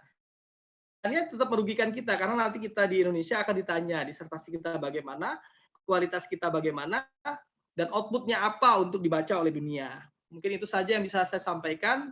Ya, nanti dalam tambahannya bisa kita diskusikan dalam forum tambahan pertanyaan. Terima kasih. Assalamualaikum warahmatullahi wabarakatuh. Waalaikumsalam warahmatullahi wabarakatuh. Ya, terima kasih Mas Nur Rahim atas presentasinya, sangat detail sekali ya teman-teman. Saya ingatkan sekali lagi, jika ada teman-teman yang ingin bertanya kepada pemateri, baik ke Mas Dana maupun ke Mas Nur Rahim, silakan saja ditulis di kolom chat, nanti akan dijawab oleh pembicaranya. Seperti itu. Mungkin kita awali pertanyaannya ini kali ya. Jadi Mas Dana dan Mas Nur Rahim ini, waktu awal-awal sebelum berangkat ke Rusia, apakah memang sudah menentukan profesor atau enggak sudah mendekati profesor-profesor yang akan dipilih sebagai pembimbing saat S3 nanti? Kan biasanya kalau di kampus-kampus lain kan ada yang memang kita mendekati profesornya dulu karena kesesuaian dengan topik riset yang kita minati, baru nanti kita minta persetujuan beliau untuk jadi pembimbing kita gitu. Apakah Mas Dana dan Mas Nur Rahim mencari profesornya terlebih dahulu atau mendaftar ke program S3-nya terlebih dahulu?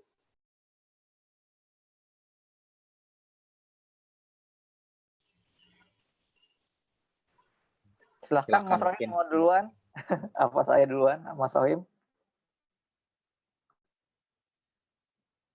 Oke, saya duluan aja kali ya. Mas Dana, silakan Mas Dana. Iya, jadi begini ya, mungkin saya lebih general aja. Tapi untuk saya sendiri saya akan kaitkan dengan yang general. Misal untuk saya sendiri, karena saya kan emang dulu waktu saya S2 saya juga di Rusia, tapi kampus saya, mohon maaf, nggak terlalu bagus ya. Saya ingin mencari, dulu emang saya niatnya ke S3 itu mau ke Finland ya. Tapi dengan berjalan waktu, karena saya juga akhirnya menjadi dosen, dan saya ingin cepat aja ya, akhirnya saya memutuskan ke Rusia kembali gitu. Saya dulu tuh mencoba, karena di Rusia sendiri bahasanya tuh banyak kan, kampus-kampus tuh pada nggak bisa Inggris ya, jadi saya Rusia gitu kan, menggunakan bahasa Rusia. Mereka mengatakan bahwa untuk penting kita tuh dapat acceptance letter dulu. Jadi banyak kan kampus tuh tidak masuk ke profesor, tapi kita menghubungi kampus, dan misal kampus itu udah sepertinya oke akan kita misalnya itu mereka bisa langsung mengeluarkan invitation letter gitu. Lain ke HSE ya, HSE itu harus dulu ke profesor ya. Tapi banyak kan kampus di Rusia itu mendapatkan invitation letter dulu dari kampusnya gitu. Jadi misal saya mau daftar, saya mau daftar beasiswa, saya bilang gini.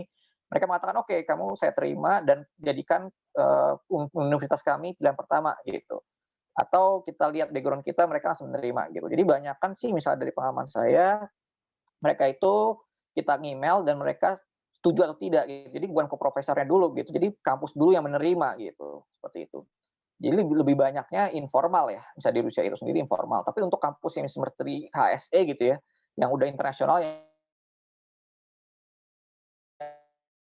nomornya oke, kampus akan menerima. Bisa dari pengalaman saya seperti itu. Terima kasih. Oke, begitu ya berarti teman-teman. Jadi teman-teman daftar dulu ke program S3-nya. Kalau universitasnya udah setuju, nanti teman-teman bisa cari pembimbingnya di sana gitu. Berarti itu mencari pembimbing untuk S3-nya itu yang tadi Mas Dana bilang ya bisa dilakukan saat FOTFAP nanti kita atau saat tahun pertama. Betul. Misalnya saya gitu, kayak saya udah keterima waktu saya kan udah menerima nih, saya kan di Kazan diterima nih. Akhirnya saya mencoba ke Kazan, mencoba mendaftarkan beasiswa ke PKR kan, karena kan PKR butuh kalau kita sudah diterima sama kampus atau sudah diterima oleh profesor. Saya udah diterima sama Kazan, tapi anehnya saya diterima malah di TOMS kayak gitu, padahal saya Kazan yang menerima saya gitu. Tapi saya di TOMS malah yang menerima saya TOMS. Udah saya diterima di TOMS, saya akhirnya menghubungi international office-nya TOMS, saya jelaskan gini-gini. Akhirnya international office-nya membantu saya untuk mencarikan profesor langsung gitu. Jadi saya langsung inisiatif ke international office, saya gini-gini, saya bilang langsung kampus pihak international office-nya mencarikan saya profesor yang cocok bagi saya gitu. Akhirnya dengan judul kan saya kan misalnya kita mau daftar S3 kan mesti ada ini kan ya, mesti ada penelitian kita. Nah, mungkin penelitian itu dicocok-cocokkan, disebar di profesor, ada profesor yang menerima, akhirnya profesornya menghubungi saya gitu. Akhirnya mulailah saya kontak-kontakan. Jadi di saat saya patok, saya udah mulai bikin proposal. Udah akhirnya alhamdulillah sebelum saya selesai patok, profesor juga udah menerima proposal saya gitu. Itu sih cerita saya. Terima kasih. Gitu. Nah, mungkin kalau dari Mas Nur Rahim, bagaimana Mas dulu pengalaman saat memilih pembimbing untuk S3? Apakah memilih di awal atau saat memang sudah diterima di kampusnya? Ya, kalau saya unik sebenarnya ya. Jadi, bahkan ini saksi hidupnya Bu Zahara ini. Jadi, dan juga Mas Munadil, dan kita menjadi cerita di grup S3, think tank kita di Air Institute. Jadi kalau saya sampai tahun pertama FOTFAC itu di Kazan Federal University, tapi di sana itu saya sudah hunting promotor ketika masih FOTFAC itu ya, tapi ya ada di Kazan ada promotor tua beliaunya dan wajib udah kamu bahasa Rusia ujian bahasa dulu aja katanya. Nanti ke sini. Saya pikirnya memang orientasi saya lebih ke Moskow karena saya pinginnya nantinya bisa nebeng haji lah dan KBRI, pingin niat saya begitu ya, tapi insya Allah ijabah nantinya. Nah, kemudian bisa supaya dekat juga dengan Moskow kan bisa nanti izin ke mau umroh atau apa nanti bisa ke kedutaan di Saudi di Moskow. Pinginnya begitu saya karena kan negaranya pasti dikit kotanya banyak, bisa pulang tuh sambil haji atau sambil umroh backpacker gitu pinginnya saya ya. Seperti contohnya kemarin juga ke Turki juga kan backpacker juga enak aja. Nah itu yang niatan saya. Akhirnya saya memaksakan diri untuk dapat promotor di RUDN. RUDN saya udah dapat promotor dan sudah ACC, tetapi ternyata berkas saya itu ditumpuk aja. Memang mungkin nggak jodoh saya dengan RUDN ini. Jadi ditumpuk dan mereka lupa dengan berkas saya gitu. Lucu gitu. Jadi akhirnya saya hubungi Kementerian Pendidikan di Rusia, saya bilang mengapa saya sampai sekarang tidak dipanggil padahal saya sudah punya promotor. Langsung kata orang di kementerian, mereka tidak merespon katanya karena mereka tidak mengembalikan berkas lagi dari RUDN. Saya bingung gitu. Ya akhirnya saya minta terserah di mana saja, yang penting saya bisa kuliah di Rusia, mau di Siberia, mau di Vladivostok juga nggak apa-apa, yang penting saya bisa kuliah di S3 di Rusia. Mereka ngasihkan 6 kampus di Siberia, tapi ternyata satu pun juga nggak ada yang cocok dan hukumnya gitu dan saya dengan judul disertasi saya akhirnya dimasuknya di GU karena GU itu ada prodi bidangnya adalah manajemen pemerintahan dan constitutional law itu ya hukum konstitusinya. Akhirnya saya masuk di sana dan langsung ditentukan promotornya begitu. Jadi nasibnya memang jodohnya tetap Moskow, tetapi ya kampusnya tidak RUDN. Ya, jadi yang berbahagialah mereka yang bisa masuk kampus RUDN internasional ya. Sedangkan saya tidak bisa masuk di RUDN begitu, tapi masuknya di GUU. GUU itu kampusnya kampus negeri, Gasudarsuani Universitet ya, State University, tapi ya kecil kampusnya gitu, mirip dengan kampus ya kalau di Indonesia itu kampus masih besaran UIN Jakarta kali, terlalu kecil kampusnya karena keliling aja hanya berapa meter, berapa hektar saja gitu. Hanya 7 hektar itu sudah selesai kampusnya. Kecil dan di ujung Moskow juga.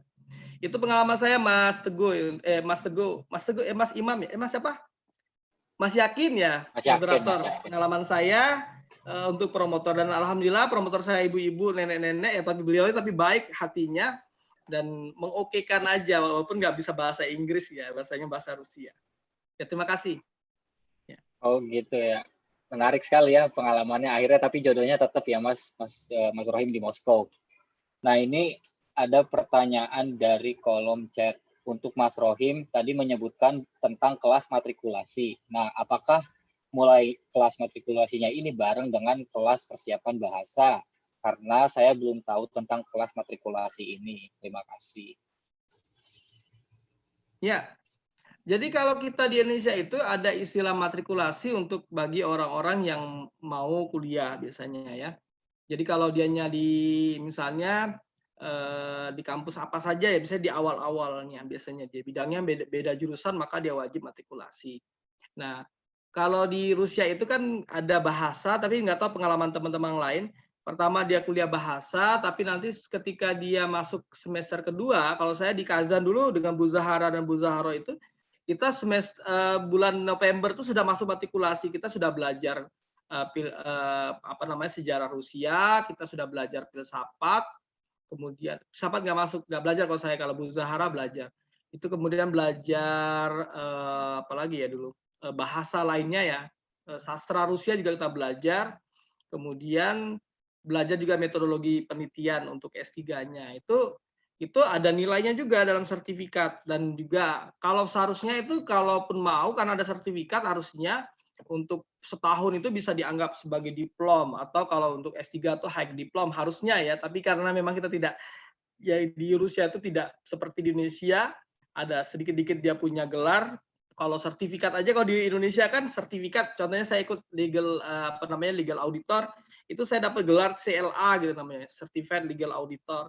Tapi kalau di Rusia setahun juga kita porfak itu tidak dapat sertifikat harusnya kan high diploma. Karena ada matrikulasi materi-materi tadi yang banyak tadi, yang itu ya tergantung juga ya untuk kapan mulainya. Mas Ami mungkin pengalamannya berbeda, di waktu Mas Dana juga mungkin berbeda, atau Uti juga ketika masih porfak juga pasti berbeda juga bagaimana materi-materi sejarah Rusia dan sebagainya itu diajarkan. Itu mungkin dari saya. Ini yang nanya orang bukan teman Rusia ya. Ya, silakan moderator. Oh ya, berarti sudah dijawab ya sama Mas Rohim pertanyaannya dari Sari Gumelang. Nah, kemudian pertanyaannya nih, bagaimana tipikal profesor yang ada di Rusia? Apakah sangat tegas ataukah cenderung santai? Lalu bagaimana kewajiban dalam publikasi riset dalam bahasa Rusia gitu untuk mahasiswa S3? Silakan dijawab. Mungkin Mas Dana mungkin. Ya, terima kasih ya. Ya, saya akan jelaskan untuk masalah profesor dan publikasi ya lebih spesifik gitu. Mungkin tadi saya nggak jelaskan spesifik. Jadi seperti ini. Jadi kita misalnya profesor di Rusia itu tergantung orangnya juga, tapi banyakan ya. Dengan pengalaman saya ya, dengan pengalaman saya juga berinteraksi dengan teman-teman, biasanya profesor di Rusia itu ya, mereka itu sangat baik kayak gitu. Karena semakin tinggi ya, semakin tinggi orang, semakin tua, gitu, makin rendah, semakin merunduk ya. Apalagi profesor saya psikologi, ngerti psikologi itu pasti sangat-sangat baik gitu, sangat membantu gitu. Terus juga teman saya ini ya, yang Mbak Nisa mungkin yang bentar lagi akan PhD gitu ya, akan zasisat gitu, akan tesis defense. Itu walaupun profesornya juga teknik, tapi dia sangat membantu gitu. Jadi dia membantu untuk menuliskan menggunakan bahasa Rusia, misalnya disertasinya gitu, dibantu, diperbaiki kata-katanya gitu. Habis itu juga ada cerita dari Ibu Zahro ya, sekarang juga sedang S3 juga tahun kedua, sama dengan saya juga tahun kedua gitu, dengan Mas Rodim juga tahun kedua. Itu juga dibantu sekali oleh profesor untuk misalnya untuk menulis publikasi kayak gitu.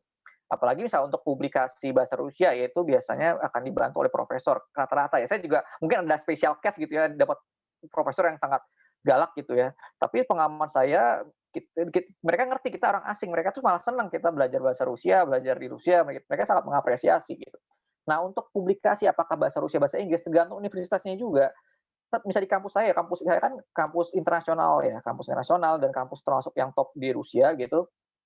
Mereka terserah mesti mempublikasikan 4 publikasi. Jadi mau 4 publikasinya ini bahasa Inggris terserah gitu. Tapi nanti mungkin karena saya juga bukan program internasional ya, walaupun kampus saya internasional, tapi saya bukan program internasional. Saya mungkin nanti mesti menggunakan tesis disertasi juga double, mungkin bahasa Inggris dan bahasa Rusia juga kayak gitu. Jadi untuk publikasi pun kampus saya boleh mau 4-4-nya Rusia atau 4 Inggris, tapi mungkin kembali lagi kan ya, apakah profesornya itu bisa bahasa Inggris gitu. Nah itu, tapi misalkan kampusnya pun boleh gitu, kita biasanya sih boleh sih ya. Kan sekarang kan, karena tahu saya Rusia udah internasional ya, maksudnya udah melegalkan, bukan melegalkan ya, sudah boleh lah untuk publikasinya tuh WOS atau Scopus tuh mereka mengizinkan gitu. Jadi mungkin kampus kecil pun mereka, misal kita Scopus atau WOS tuh pun kita bahasa Inggris, profesor nggak bisa bahasa Inggris mungkin akan diperbolehkan kok, misalnya publikasi kita bahasa Inggris semua gitu. Ya gitu. Tapi ada juga mungkin kampus-kampus yang emang boleh gitu. Misalkan misalnya 4 ya, mesti komposisinya mungkin 3-nya mesti WAK, 3-nya jurnal Rusia gitu. Dan 1 boleh WOS atau Scopus. Itu kan ada juga kampus tertentu yang mensyaratkan seperti itu gitu. Mungkin harus 2 WAK dan 2 Scopus gitu, atau boleh semuanya Scopus atau boleh semuanya WAK. Nah, itu tergantung kampus. Tapi WAK pun juga punya jurnal Rusia pun itu juga ada sebetulnya yang boleh menggunakan bahasa Inggris gitu. Jadi ya itu kembali lagi sih ke kebijakan kampus. Tapi misalnya saya pribadi ya, misalkan mau Scopus mau bahasa Inggris semua, kayaknya bisa sih, sangat memungkinkan. Karena kan sudah, yang penting kan Scopus atau WOS gitu kan. Yang penting sudah terindeks Scopus atau WOS. Menurut saya sih mungkin bisa bahasa Inggris semua pun bisa. Seperti itu. Mungkin nanti Mas Rohim mungkin punya tambahan, karena Mas Rohim ini juga hebat ya. Mas Rohim ini pimpinan redaksi jurnal Cita Hukum, Indonesian Law Journal, sudah Web of Science gitu lah, luar biasa pengalaman sebagai editornya dan pimpinan redaksi, mungkin bisa lebih lagi dari Mas Rohim. Sekian dari saya. Assalamualaikum warahmatullahi wabarakatuh. Waalaikumsalam. Nah, mungkin dari Mas Rohim ada pengalaman berbeda atau ada yang mau ditambahkan, silakan Mas. Ya, saya nambahkan aja sebenarnya.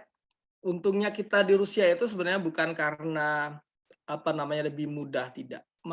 Tapi sebenarnya karena promotor kita tuh baik-baik, orang Rusia tuh baik-baik. Kalau di Indonesia itu ya, mengapa orang kuliah doktor lama 10 tahun, 5 tahun nggak selesai, itu bukan karena sulit, tapi karena susah promotornya. Kalau kita di Rusia sulit, tapi promotornya baik-baik gitu. Jadi kalau menurut saya lebih baik begitu, lebih baik kita promotornya baik, walaupun kuliahnya sulit, tapi kita bisa kuliah selesai tepat waktu gitu. Jadi kalau misalnya lihat teman-teman di UGM atau di UI itu kok lama-lama kuliahnya. Padahal sama aja sebenarnya dengan kita juga yang kuliah di luar negeri ini, di Rusia itu sama aja ilmunya. Karena kita malah sebenarnya beban kita itu lebih besar, sebagai yang dikatakan Mas Dana tadi, harus publikasi di WOS, harus di Scopus, harus punya di RSCI WAK dan sebagainya. Itu kan agak berat. Ya memang kalau teman-teman S3 ini yang sosial itu ya alhamdulillahnya ada, kita punya Web of Science-nya Cita Hukum itu Indonesian Law Journal. Maka itu teman-teman yang psikologi kita arahkan untuk menulis dalam aspek hukumnya, regulasinya, yang pendidikan juga sama. Itu minimal sudah punya satu bayar hutangnya gitu untuk publikasi begitu. Itu yang mungkin yang pengalaman saya ya moderator dan juga teman-teman semuanya. Jadi lebih baik kita kuliahnya di Rusia dan pede aja dengan Rusianya. Jangan kemudian kita ketika kuliah di Rusia kita nganggap biasa aja nih Rusia, saya nggak bisa dapat apa-apa. Sebenarnya masalah bisa atau tidak apa-apa itu tergantung diri kita. Bahkan saya yakin itu kita kuliah di Rusia itu kita sudah membawa nama negara besar Rusia, adik kuasa Rusia itu sudah ikut-ikutan besar nanti kitanya. Apalagi sudah kuliah di Rusia, kampusnya kampus yang tadi masuk ranking tadi, pulangnya ya luar biasa gitu ya, publikasinya bisa di mana-mana. Ya, begitu menurut saya. Jadi harus pede dan yakin saja dengan kondisi di Rusia itu, harus yakin tapi tidak sombong gitu. Itu yang perlu ditanamkan di teman-teman Rusia. Jadi harus mau ngajak juga teman-teman di Indonesia untuk kuliah di Rusia karena Rusia itu hebat dan kampus kita juga insya Allah juga bisa dianggap juga kan gitu. Ya itu jadi itu moderator untuk pengalaman saya. Jadi alhamdulillah promotor saya orangnya baik dan selalu ya kalau ngajak diskusi itu mau mendengarkan walaupun bahasa Rusia saya juga masih belepotan, tapi mau beliau mendengarkan apa yang saya sampaikan. Ya itu. Ya, siap. Terima kasih Mas Rohim atas penjelasannya. Jelas ya teman-teman terkait dengan tipikal profesor di Rusia dan kewajiban riset yang harus teman-teman penuhi. Nah, berikutnya ini ada pertanyaan dari Sari Gumilang terkait hal non teknis. Dia ini menanyakan soal asrama, tapi mungkin ini asrama untuk perempuan kali ya. Jadi dia mungkin ingin tahu bagaimana mungkin asrama untuk perempuan, khususnya barangkali dari Mas Rohim atau Mas Dana tahu kondisi untuk asrama perempuan, atau mungkin ada perwakilan perempuan dari ISR yang bisa cerita tentang asrama untuk perempuan.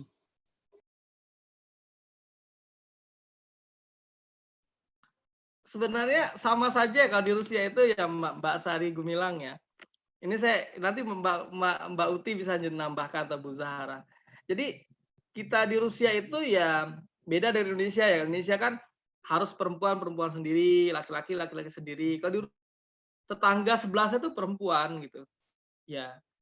Ini terus terang aja saya walaupun bukan orang psikologi, saya melihat orang Rusia itu tidak seperti orang Indonesia. Jadi mereka itu tidak genit mas saya ya. Jadi kalau selama tidak disenggol, perempuan-perempuan Rusia itu tidak akan mungkin mau mereka itu dekat sama kita. Tapi kalau kitanya yang deketi mereka, mereka mesti nempel, nggak lepas gitu modelnya. Dan saya juga berusaha untuk menjauhi itu untuk tidak dekat-dekat ya. Nah, kalau di Indonesia kan enggak, di godaan. Jadi kalau seandainya ada asrama, ada perempuan, laki-laki itu pasti terjadi hal-hal yang tidak diinginkan. Kalau di Rusia itu tetangganya depannya perempuan, sininya perempuan. Kalau mereka tidak ditegur, tidak macam-macam ya. Dan memang hukum di Rusia juga untuk tindak misalnya asusila atau mungkin pelecehan seksual itu tinggi sekali hukumnya ya. Dibandingkan dengan Indonesia. Kalau misalnya Indonesia ada orang misal pelecehan seksual di busway ya masih aman lah, dia tidak mungkin dianya dipenjarakan. Tapi kalau di Rusia itu ya wassalam dianya untuk ketika misal pegang wanita dan wanita itu tidak setuju, tidak suka, maka dia bisa berat hukumannya. Nah, kalau di Rusia memang kita bisa melihat di mana-mana orang ciuman misalnya, pacaran ya, tapi itu karena mereka suka. Tapi kalau misalnya mereka dilecehkan sedikit aja, itu bisa luar biasa. Jadi Mbak Sari, kalau memang belum ke asrama di Rusia, nanti Rusia itu asramanya biasa, depannya ada laki-laki, kemudian tapi kalau di kamar kita perempuan semuanya, laki-laki semuanya. Jadi model asramanya, pengalaman saya di 2 kampus, di Kazan dengan di GU itu kalau di Kazan itu satu kamar itu ada 2 ruang begitu. Nah, kemudian di GU juga sama. Jadi ada satu kamar mandi, satu kamar ya, modelnya satu kamar mandi, nanti ada 2 ruang gitu. 2 ruang. Kalau ada kamar besar, ada kamar kecil. Kalau untuk S3 itu kitanya sendirian untuk S3.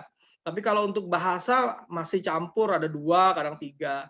Tapi saya alhamdulillahnya ketika di Kazan, saya walaupun masih bahasa dikasih sendirian, tapi ketika kuliah di GU itu tahun pertama baru 2 bulan, campur dengan anak Vietnam, udah stresnya setengah mati sayanya, karena mereka anak S1 main game gitu, dan saya tidak bisa nulis, tidurnya juga di atas. Gitu. Jadi, tapi saya akhirnya minta kamar sendiri, dan saya ancam, kalau tidak saya mau tinggal di apartemen gitu, nggak apa-apa lah bayar $200 per bulan gitu. Tapi karena mereka ternyata tidak mau kita tinggal di luar, maunya di asrama gitu. Ya, maka kemudian dikasihlah kamar sendirian. yang sebenarnya saya wajib setelah berapa bulan baru bisa dapat kamar sendiri. Ya mungkin Mas Ami nanti bisa begitu pakai ancaman begitu. Kalau nggak saya tinggal di luar nih gitu. Maka dia pasti nggak boleh kan kita tinggal di luar. Nah, kalau kita bawa keluarga misalnya kayak Mbak Bu Zahara atau Bu Zahro ya misalnya, atau Mas Munadil, itu kan dia pengalamannya bawa keluarga, maka tinggalnya di apartemen, nggak boleh bawa keluarga di asrama. Itu ya, itu pengalaman kitanya. Saya yakin nggak jauh beda dengan Mas Dana, dengan teman-teman lainnya. Kalau di asrama Rusia itu ya antara laki-laki dan perempuan itu dalam satu kesatuan, satu gedung gitu, biasa aja. Ya. Itu mungkin dari saya. Nanti mungkin ada yang lain, Mbak Uti mungkin, atau siapa yang berbeda mungkin. Silakan, atau Mas Dana. Ya, saya coba nambahin ya. Jadi benar, emang kita satu gedung gitu, laki-laki sama perempuan, tapi tentunya kamarnya pisah. Dan kalau saya pribadi, saya sendiri juga bikin perjanjian gitu sama teman sekamar saya. Saya bilang saya nggak mau kalau kamu bawa pacar kamu ke dalam kamar gitu. Ya udah kita, maksudnya ya itu bikin perjanjian dulu dari awal gitu sama teman sekamar gitu. Ya udah selama saling nyepakatin perjanjian bersama. Jadi ya kalau pacarnya mau datang ya paling ngetok dulu gitu, nggak langsung masuk ke kamar gitu. Jadi kalaupun misalnya pacarnya nyariin gitu, saya ada waktu buat misalnya pakai jilbab dulu gitu, atau gimana gitu kan. Dan benar, nggak tahu ya benar apa enggak, cuman yang saya rasain kayaknya tuh di Rusia itu ada budaya perempuan itu kayak dihormatin gitu, atau mungkin kayak mereka tuh ada budaya kalau laki-laki tuh harus melindungi perempuan atau semacamnya lah gitu. Ya, apalagi saya kan di kampus yang mayoritas laki-laki ya, karena saya di kampus teknik mayoritas laki-laki, dan itu malah saya merasa sangat dihormatin gitu sama mereka gitu. Misalnya aja dari hal sederhana misalnya tugas kelompok, pasti namanya kampus teknik yang mayoritas laki-laki, kalau misalnya dalam tugas kelompok pasti ya perempuannya satu atau cuma dua gitu, yang lainnya laki-laki gitu. Tapi gitu mereka baik gitu ke kita yang perempuan gitu, malah ya kadang kita dibeliin makanan gitu-gitu. Jadi mereka tuh saking begitunya menghormati perempuan gitu. Dan itu sih biasanya laki-laki yang dari negara bekas Uni Soviet sih yang biasanya kayak gitu banget gitu, menghormati perempuannya. Jadi nggak perlu khawatir sih mau. Dan mereka juga orang Rusia kan nggak kepoan ya orangnya. Jadi misalnya kamu mau pakai hijab sepanjang apapun, atau misalnya mau bercadar atau apapun lah, itu ya mereka mau bodo amat gitu. Jadi nggak ada masalah. Itu aja.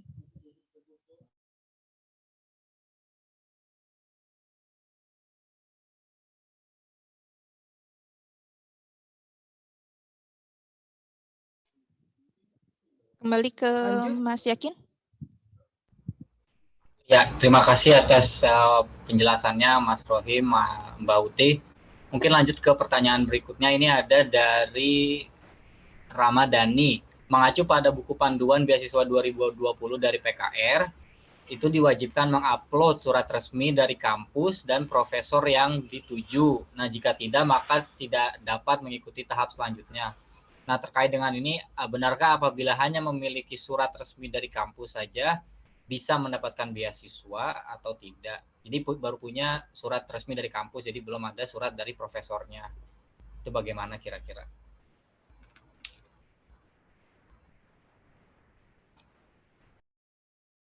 Mas Dana nggak ada ya? Iya, baik. Mungkin pengalaman saya sendiri sebenarnya itu sama dengan yang Ramadhani ini ya. Ini pertanyaannya ini. Jadi apakah sudah punya promotor atau tidak? Saya sampai dengan berangkat itu sebenarnya promotor baru ACC ketika bulan Desember itu, menjelang bulan Desember tanggal 1 Desember itu baru keluar. Sebenarnya November tanggal 28-an gitu, karena proses akhirnya 1 Desember saya baru berangkat ke Rusia. Jadi promotor itu baru saya dapatkan ya karena ganti kampus ya, dari RUDN yang sudah ACC promotor saya, tapi akhirnya karena tidak diproses oleh kampus, dan akhirnya kan itu dianggap hilang aja. Dan saya sudah di GUU setelah saya dapat promotor baru di GUU ditentukan oleh kampus saya, berangkat saya ketemu dengan promotor saya, baru itu kemudian itu sudah terima ya Mbak Ramadhani, saya sudah terima di beasiswa beasiswa di PKR, tapi kemudian saya berangkat dan saya baru ketemu dengan promotor.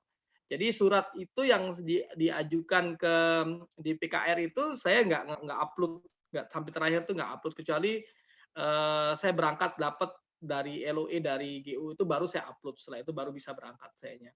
Ya itu mungkin beda pengalaman dengan Bu Zahara atau Mas Dana. Nah jadi kemudian ketika saya sudah di GUU Rusia Moskow, baru di email lagi setelah itu, setelah berapa bulan di email oleh RUDN, katanya ini suratnya ternyata ada dan Anda diterima di sini, tapi tahun depan katanya, atau bulan Februari. Saya nggak mau, udahlah saya bilang di sini aja lebih enak, sudah lanjut aja di sini. Kayaknya saya lanjutkan di apa namanya di GUU, tidak lagi di RUDN. Itu pengalaman saya ya untuk promotor. Mungkin teman-teman yang lain bisa bercerita.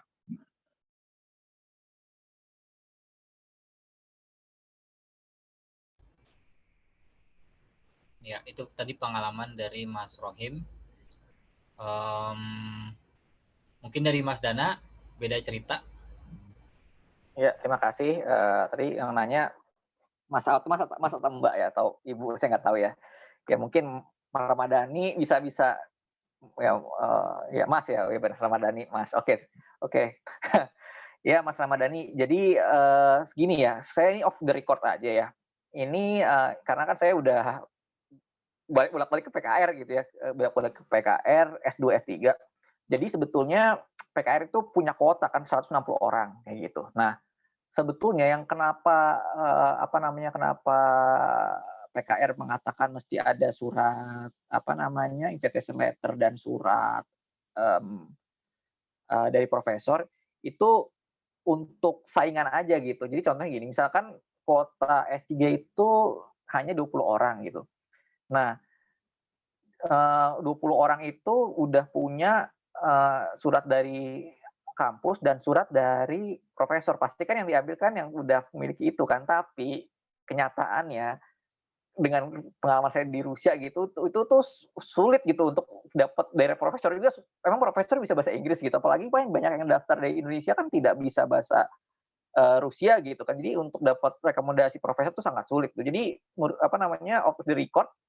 Jadi sebetulnya misal kita orangnya juga kuotanya juga kurang, pasti akan diambil juga gitu ya gitu. Karena orang Indonesia sendiri pun untuk dapat rekomendasi dari profesor, contohnya Mas Rohim tadi ya, itu sulit gitu untuk dapat rekomendasi dari profesor. Saya juga pun itu komunikasi langsung ke profesor itu hanya HSC. Kampus-kampus lain tuh gimana kita mau komunikasi ke profesor, banyak kan profesornya juga di Rusia juga tidak bisa bahasa Inggris, sedangkan kita tidak bisa bahasa Rusia misalkan gitu, yang mungkin S2-nya atau S1-nya tidak di Rusia. Jadi itu sebagai syarat, bukan syarat mutlak ya, tapi syarat di depan layar aja, tapi tidak di balik layar. Mungkin nanti juga ada Bu Zahara mungkin atau Mas Ami punya pengalaman yang sama juga gitu, kayak gitu karena itu hanya sekedar di depan layar aja, tapi tidak di balik layar seperti itu. Mungkin jelas ya. Mungkin yang mau Mas Ami atau Bu Zahara yang lebih tahu, ya mungkin yang lebih baru gitu ya, mungkin punya pengalaman yang berbeda. Dari saya itu aja. Terima kasih. Sudah terjawab ya untuk Mas Ramadhani dari pertanyaannya. Mas Yakin, mungkin saya bisa kasih share pengalaman aja ya. Boleh Mbak Zahra, silakan. Ya, oke. Mungkin ini tadi Mas Danang sama Mas Rohim ya udah banyak tadi cerita tentang pengalaman.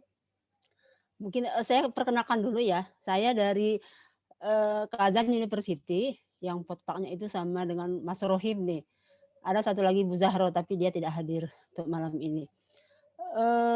Saya mungkin sedikit menambahkan pengalaman ketika kita ikut tes beasiswa ya di PKR. Saat itu yang S3 hanya setahu saya hanya kita bertiga aja ya. Bertiga, Mas Rohim, saya dan Bu Zahro. Sedangkan Mas Danang mungkin sebelumnya dia udah duluan ikut interview. Jadi kita waktu di interview itu Pak Glinkin itu menanyakan kita apakah sudah punya supervisor apa belum gitu ya. Dan saat itu kalau tidak salah kita satu pun belum. sedangkan saya sudah punya, cuman, hanya sekedar persetujuan lewat email aja, gitu ya. Sedangkan Pak Glinkin itu pingin dia, dari supervisor itu, menyatakan bahwa mereka bersedia gitu ya. Sedangkan, supervisor di Rusia itu mungkin karena kita belum kenal, dan hanya komunikasinya lewat email, jadi dia tidak belum berani menyatakan kesediaannya sebagai supervisor kita, gitu ya. Jadi setelah kita mengikuti wawancara, cuman ketiga kita ini, belum dapat supervisor, Bu Zahroh itu sudah ada, cuman sama juga seperti, saya, dia hanya surat lewat email aja kalau tidak salah seperti itu gitu ya. Heeh, tapi kita masih nunggu nih, kesediaan supervisor sampai akhirnya itu, kita tidak ada gitu ya, heeh, belum ada balasan surat resmilah dari supervisor gitu. Setelah itu keluar pengumuman, kita dinyatakan diterima, masih saya lupa tuh ya, diterimalah gitu ya, karena kalau tidak salah yang paling sedikit nge-apply PSD itu, lebih lebih dari 10 orang ya, heeh. Jadi rasanya kalau nggak ada lolos kayaknya nggak mungkin juga gitu ya, heeh. Ternyata kita ya alhamdulillah diterima, tapi, harus memang secepatnya itu, ada kepastian gitu ya. Jadi, sudah beberapa tinggal terakhir nih pengumuman kita yang PSD, Bu Zahra, terakhirnya ada, saya juga dapat, cuman, eee, dari Glimkin-nya dia nggak mau karena saya tidak ada stempel dari, universitas. Jadi saya minta tolong, adik yang di Kazan untuk minta stempel doang, baru dikirim, itu detik-detik terakhir itu ya. Terakhir sudah saya upload, langsung hari itu juga dia memberikan, bahwa kita itu diterima, seperti itu ya. Sedangkan Pak Ruhim prosesnya agak ribet nih, makanya dia, terakhir, berangkat dan terakhir juga mendapatkan supervisornya seperti itu, gitu. Jadi mungkin, itu yang boleh saya share sih, Mas Yakin, pengalaman saya. Terima kasih, kembalikan lagi ke moderator. Ya, terima kasih Mbak Zahara atas pengalamannya yang sudah dibagikan kepada teman-teman. Sekali lagi kalau teman-teman masih ada pertanyaan, silakan tulis di kolom chat aja. Nah, sebenarnya saya ada pertanyaan nih. Bagaimana sih iklim bekerja sebagai PhD student di Rusia gitu? Karena kalau misalnya saya lihat misalnya kalau di Eropa itu untuk PhD student itu sudah ada kontraknya, oke, kamu harus bekerja misalnya 40 jam dalam seminggu gitu. Atau enggak misalnya di negara-negara Asia Timur, ekspektasi pembimbing terhadap mahasiswanya itu sangat tinggi gitu kan. Jadi banyak teman-teman saya misalnya yang di Korea atau yang di Jepang, mereka Sabtu Minggu pun bahkan harus tetap kerja gitu atau terus nge-lab gitu. Nah, untuk Mas Dana, Mas Rohim, kira-kira di sini pengalamannya seperti apa gitu kan antara iklim bekerja sebagai PhD student di Rusia gitu. Ya, baik, saya duluan nggak apa-apa. Jadi kalau saya lihat teman-teman S3 di Rusia itu rata-rata bekerja semuanya mereka. Teman-teman saya di S3 di GU itu kerja. Bahkan teman kita yang Indonesia juga, ya kayak Mas Munadil tuh kerja dia. Dan ada juga Mbak Hilda ya, Mas Danaya itu juga kerja juga. Tapi saya terus terang saya nggak mau kerja, saya kuliah aja karena memang saya niat kuliah jauh tuh untuk fokus kuliah gitu. Tapi ya ternyata kalau ngurusi jurnal itu karena saya tidak anggap sebagai pekerjaan walaupun ada uangnya ya. Tapi saya nggak anggap sebagai pekerjaan karena hobi saja. Tapi ya sama juga, kayak mirip kerja juga karena saya duduk juga depan komputer, ngedit tulisan orang, baca tulisan orang, mereview tulisan orang, ya begitu modelnya. Tapi ya saya tidak anggap sebagai pekerjaan seperti orang-orang itu kan kerja dia part-time, mikirkan sampai lupa dengan kuliahnya. Nah, tapi kalau di Indonesia ini agak kendala nih ketika sudah sampai di Indonesia, kita disibukkan dengan pekerjaan-pekerjaan yang kadang-kadang lupa juga dengan kuliah ini. Makanya kaget juga ini harus balik lagi ke Moskow tapi belum ada pesawat. Itu menurut saya memang bahkan banyak teman-teman itu yang memang sampai bekerja dan memang peluang bekerjanya besar juga. Peluang bekerjanya besar dan lumayan gajinya juga. Ya. Mungkin nanti Bu Zahra balik lagi ke Kazan bisa kerja jaga KFC. Mas Dana juga bisa juga. Tapi kalau saya tidak ada niatan untuk kerja, saya fokus saja supaya nanti Juni tahun 2022 itu udah selesai ujian aspirantura, udahlah. Kalau misalnya kata istri saya pulang aja dokter, udah pulang aja. Tapi kalau harus kandidat NAUP, ya kandidat NAUP juga harus selesaikan. Jadi double ijazah. Ya silakan Mas Dana, kembali ke moderator. Ya, terima kasih ya. Untuk saya sendiri, gini ya, untuk riset ya. Jadi ada kayak Mbak Nisa yang sekarang lagi mungkin Zasisat itu dia Tazirovka. Nah itu juga ini juga Mbak Febri yang sekarang juga tahun ketiga sama Mas Rohim tuh Mbak Febri itu namanya Tazirovka. Dia magang gitu. Jadi dia digaji gitu. Jadi dia mesti ikut riset segala macam. Nah misalnya kayak saya itu kayak Mbak Nisa sama Mbak Febri itu kayak keberuntungan mereka, itu rezeki mereka lah, rezeki anak solehah lah mereka itu. Mereka bisa diangkat magang, bisa dapat gaji gitu, mereka ikut riset. Misal saya kayak Mas Rohim, misal saya. Jadi saya tuh ya, jadi kayak saya sama Mas Rohim ya, yang penting ikut nuntut aja. Jadi ikut yang penting lulus ujian kuliah, mata kuliah, habis itu syarat jurnal terpenuhi, lulus sudah gitu. Tapi misalnya yang Stazirovka mungkin karena mereka digaji ya, mereka juga mungkin ada tuntutan tersendiri, mesti ngajar atau mereka membantu penelitian profesor yang benar-benar dapat grant atau gimana ya kayak gitu. Nah, agak lebih berat gitu misalnya Stazirovka, tapi keuntungannya mereka jadi untuk mempublikasikan jurnal agak lebih mudah gitu mungkin ya, keuntungannya juga salah satunya gitu. Dan juga nantinya mungkin mereka bakal dapat, kan kita gini, kita cuman ini, saya lupa ya, mungkin Mas Roy juga tadi lupa menyampaikan kalau kita tuh hanya sampai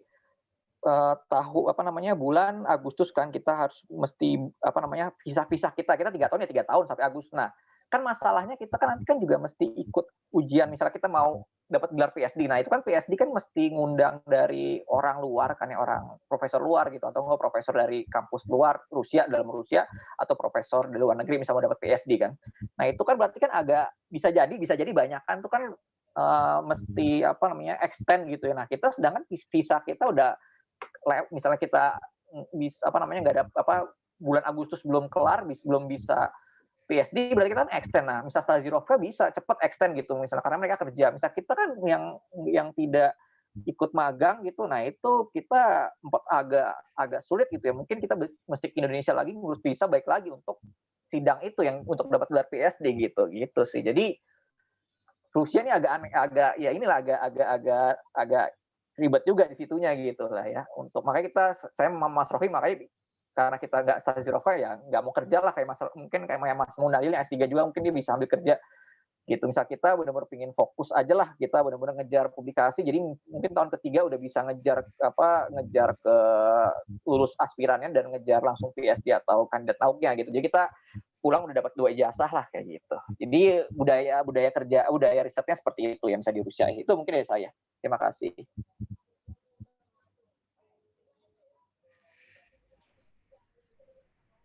Ya, terima kasih atas penjabarannya. Sekali lagi buat teman-teman yang jika masih ada yang ingin ditanyakan, silakan aja tulis di kolom chat. Ini ada muncul pertanyaan baru dari Ramadhani. Pada tahun 2016 sampai 2018 saya kuliah di HSM Moskow. Saat itu mahasiswa yang berkuliah di Rusia memiliki kesempatan untuk mendapatkan tambahan biaya hidup melalui program LPDP Top Up. Apakah program tersebut masih ada? Silakan dijawab mungkin. Mas Dana atau Mas Roy, masih ada Top Up LPDP untuk biaya hidup tambahan? Ini saya jawab ya. Ini sekarang saya termasuk ini pengalaman saya generasi pertama penerima Top Up LPDP. saya masuk bisa agak pede dulu lah. Saya termasuk alumni LPDP kayak gitu karena saya generasi pertama penerima Top Up LPDP. Habis itu istri saya tahun kedua. Nah di tahun ketiga berakhir gitu. Karena saya nggak tahu ya, saya tidak mau menyalahkan siapapun gitu, mungkin karena pergantian pengurus juga waktu itu di KBRI gitu, mungkin jadinya programnya akhirnya terhenti gitu. Padahal misalnya karena waktu saya mau ngajukan lagi kemarin kan saya mau coba juga 2018 ya untuk top up LPDP itu rupanya mungkin LPDP juga ada pergantian direktur juga waktu itu, jadi akhirnya program itu tidak lanjut lagi gitu. Kita usahakan rupanya sudah berubah total programnya gitu. Jadi sebetulnya itu misal kita mau perjuangkan dulu itu sebenarnya bisa gitu, tapi akhirnya karena mungkin bersamaan ya LPDP-nya perubahan direksinya sama KBRI-nya itu bersamaan, jadi akhirnya terjadi link-nya tidak connect lagi gitu antara LPDP dan KBRI seperti itu, sehingga top up LPDP sudah tidak lagi. Akhirnya mereka mengajukan untuk mengarahkan ke ke beasiswa disertasi dan tesis gitu. Padahal misalkan memang program itu berjalan akan sangat bagus sekali. Kemarin padahal udah disuarakan oleh DPR ya untuk melanjutkan, tapi LPDP-nya sudah tidak mau ini lagi. Padahal kita misalkan memang mau sih, itu kita dibandingin LPDP reguler kita cuma dapat pengeluarannya juga nggak sebanyak, anggaran nggak sebanyak LPDP reguler. Orang saya juga mendapatkan $300 itu lumayan sih, untuk Rusia itu udah sangat lebih, tapi kan untuk anggaran yang sangat besar di LPDP itu sangat kecil ya. Apalagi kan mahasiswa Indonesia di Rusia sangat nggak terlalu banyak gitu. Jadi ya untuk LPDP nggak ada lagi Mas ya, jadi ya kesimpulannya, dan misal mau mengajukan ke LPDP itu ke beasiswa disertasi atau tesis. Gitu. Ya, terima kasih dari saya. Ya, saya tambahkan ya Mas Teguh. Jadi ini pengalaman Mas Dana juga, saya juga pernah dengar juga kalau ada top up LPDP tapi kemudian dihentikan. Tapi ini sebenarnya kembali kepada dubes besar kita dan juga dubes kecil kita sebenarnya ya. Dubes kecil kita itu ada ketua PPI Rusia atau Permira Rusia. Permira. Dan juga dubes kita atau diplomat kita. Jadi ini tanggung jawab nanti calon ketua Permira baru nanti untuk bisa melanjutkan LPDP ini supaya top up LPDP itu bisa cair dan bisa masuk ke kita. Jadi supaya melakukan itu. Tapi kalaupun tidak dilakukan oleh PPI Rusia, kita di grup S3 itu pernah mendiskusikan juga. Tapi kita kan bukan lembaga organisasi seperti PCINU atau mungkin ICMI atau mungkin organisasi yang punya ADRT yang sebagainya. Tapi kita kan hanya Air Institute itu hanyalah grup think tank aja atau komunitas penelitian dan riset ya. Jadi apakah mungkin kita yang melobikan, karena kan kita tua-tua semua, S3 ini kan sudah ya punya umur ya. Kalau teman-teman PPI ini kan masih muda-muda ya, setingkatlah dengan mahasiswa kita di kampus yang kita ajar itu. Ya. Tapi kalau seperti model UTI atau Mas Teguh ini kan ya, Mas Teguh mungkin S2 ya. Itu sudah senior lah. Kalau misalnya jadi ketua PPI nanti ya itu tadi amanahnya supaya bisa teman-teman itu yang kesulitan, saya yakin yang sambil kerja S3 atau S2 sambil kerja itu bukan karena mereka ya tidak mau fokus, tapi karena memang kebutuhan biaya hidup, karena mereka tidak dapat kiriman dari rumah atau tidak punya gaji. Kalau kita yang dosen kan kuliah S3 karena sudah punya gaji, kita ya nggak usah lah mikirin lagi tuh kerja gitu. Tapi memang tadi Mbak Sari bilang kalau nanti kuliah di Rusia itu nggak mahal biaya hidup. Ya, apalagi kalau di Kazan. Kalau kayak Bu Zahara itu cukup 1 juta dia karena nggak pernah beli pulsa. Kalau saya di Moskow itu ya agak mahal dikit lah. Saya ya 3 jutaan lah, ya itu maksimal 3 jutaan itu dah. Ya itu makan ayam tiap hari ya. Ya karena yang paling halal cuma ayam aja. Kalau di Rusia makan ikan mahal. Itu ya di Moskow ya sayanya. Kalau yang lainnya tidak. Ya itu yang paling tadi juga, kalau makanya saya tidak dapat beasiswa di LPDP Indonesia atau Moranya di Kemenak, tapi saya pikir udah cukup lah beasiswa dari PKR itu cukup, walaupun tidak banyak, ya cukuplah tambahan, tinggal diminta kirimin dari rumah aja, dari istri untuk potong gaji kita untuk biaya hidup di Rusia. Ya itu mungkin, dan tutup ya. Publikasi kitanya, yaitu biaya-biayanya kita ya dari kita juga, kita bagaimana melakukan penelitian. Maka tadi sambil ngamen akan penelitian, kita dapat dana, dapat uang untuk kemudian ada tambahan-tambahan. Ya itu mungkin ya sekaligus bisa disampaikan oleh panitia atau Mas Teguh sebagai wakil Permira, bahwa PR PPI Rusia atau Permira itu adalah bagaimana menindaklanjuti untuk top up LPDP di Rusia untuk menghubungi ke dubes kita. Jadi antara dubes besar dan dubes kecil ini saling bersinergi untuk mensukseskan kesejahteraan warga di Rusia, warga Indonesia yang di Rusia. Ya, kembali ke moderator. Ya, terima kasih Mas Rohim. Itu juga sebagai amanah ya untuk pengurus Permira untuk memperjuangkan kembali top up PDP untuk mahasiswanya. Silakan bagi teman-teman yang mau bertanya, silakan menulis di kolom chat. Jika tidak ada lagi yang ingin ditanyakan, mungkin bisa kita tutup acaranya. Sebelum itu mungkin saya serahin ke Mas Danan atau Mas Rohim pesan-pesan atau ya pesan-pesan untuk peserta yang menonton webinar pada hari ini. Apa yang ingin disampaikan? Mohon maaf, Mas Yakin sedikit menambahkan boleh ya tadi terkait PDP. Silakan. Oke, jadi terima kasih Pak Rohim, Mas Dana. Jadi menambahkan teman-teman pada tahun lalu 2019 itu kita sempat menyurati LPDP terkait terkait top up ini gitu ya. Dan itu saya rasa juga teman-teman S3 waktu itu ikut juga ya. Dan teman-teman S2 juga, karena kita juga S1, kebetulan saya juga tahun terakhir ini kita juga butuh dana segar tambahan untuk LPDP. Jadi surat itu sampai saat ini belum ada balasan atau apapun itu ya. Jadi di tahun ini kita juga sedang mencoba juga untuk menuju ke sana. Jadi harapannya semoga untuk periode ke depan siapapun ketuanya nanti bisa memperjuangkan ini. Karena sebelumnya kita ada top up gitu. Memang ada top up dan itu sangat-sangat membantu. Gitu. Malahan teman-teman S1 dapat juga gitu. Jadi mungkin ke depan bisa diperjuangkan lagi dengan teman-teman selanjutnya. Mungkin itu ya yang saya sampaikan. Terima kasih. Ya, terima kasih Mas Teguh. Semoga perjuangannya membuahkan hasil ya, mungkin di kepengurusan berikutnya dari Permira. Ya, kembali pesan saya, mungkin Mas Dana dan Mas Rohim ada pesan-pesan yang ingin disampaikan ke teman-teman yang menonton ini, baik yang secara langsung maupun yang menonton nanti via YouTube.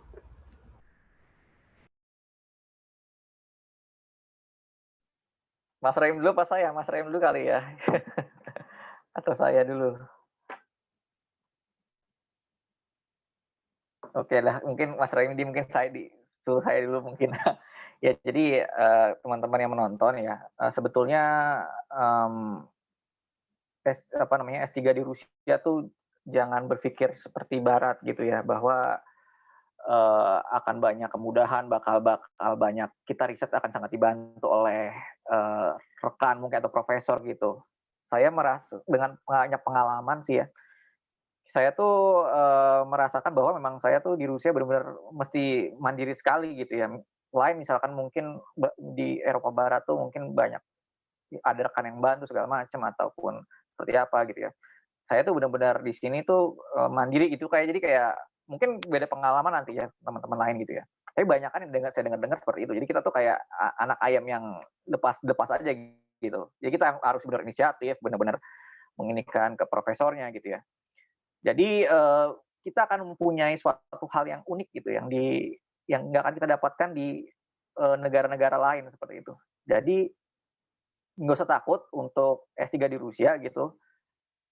Jika teman-teman ingin benar-benar melihat suatu hal yang memang update ataupun secara internasional baku ya, secara dunia gitu, yang secara ilmunya baku gitu ya.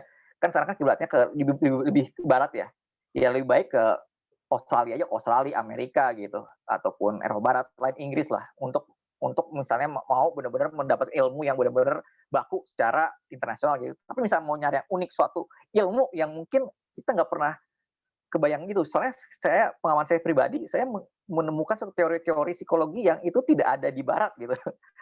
Itu saya menarik gitu. Jadi misalnya teman-teman mau menemukan suatu hal yang unik atau menarik yang teman-teman yang ingin teman-teman temukan ya, datanglah ke Rusia gitu. Apalagi untuk melatih mental.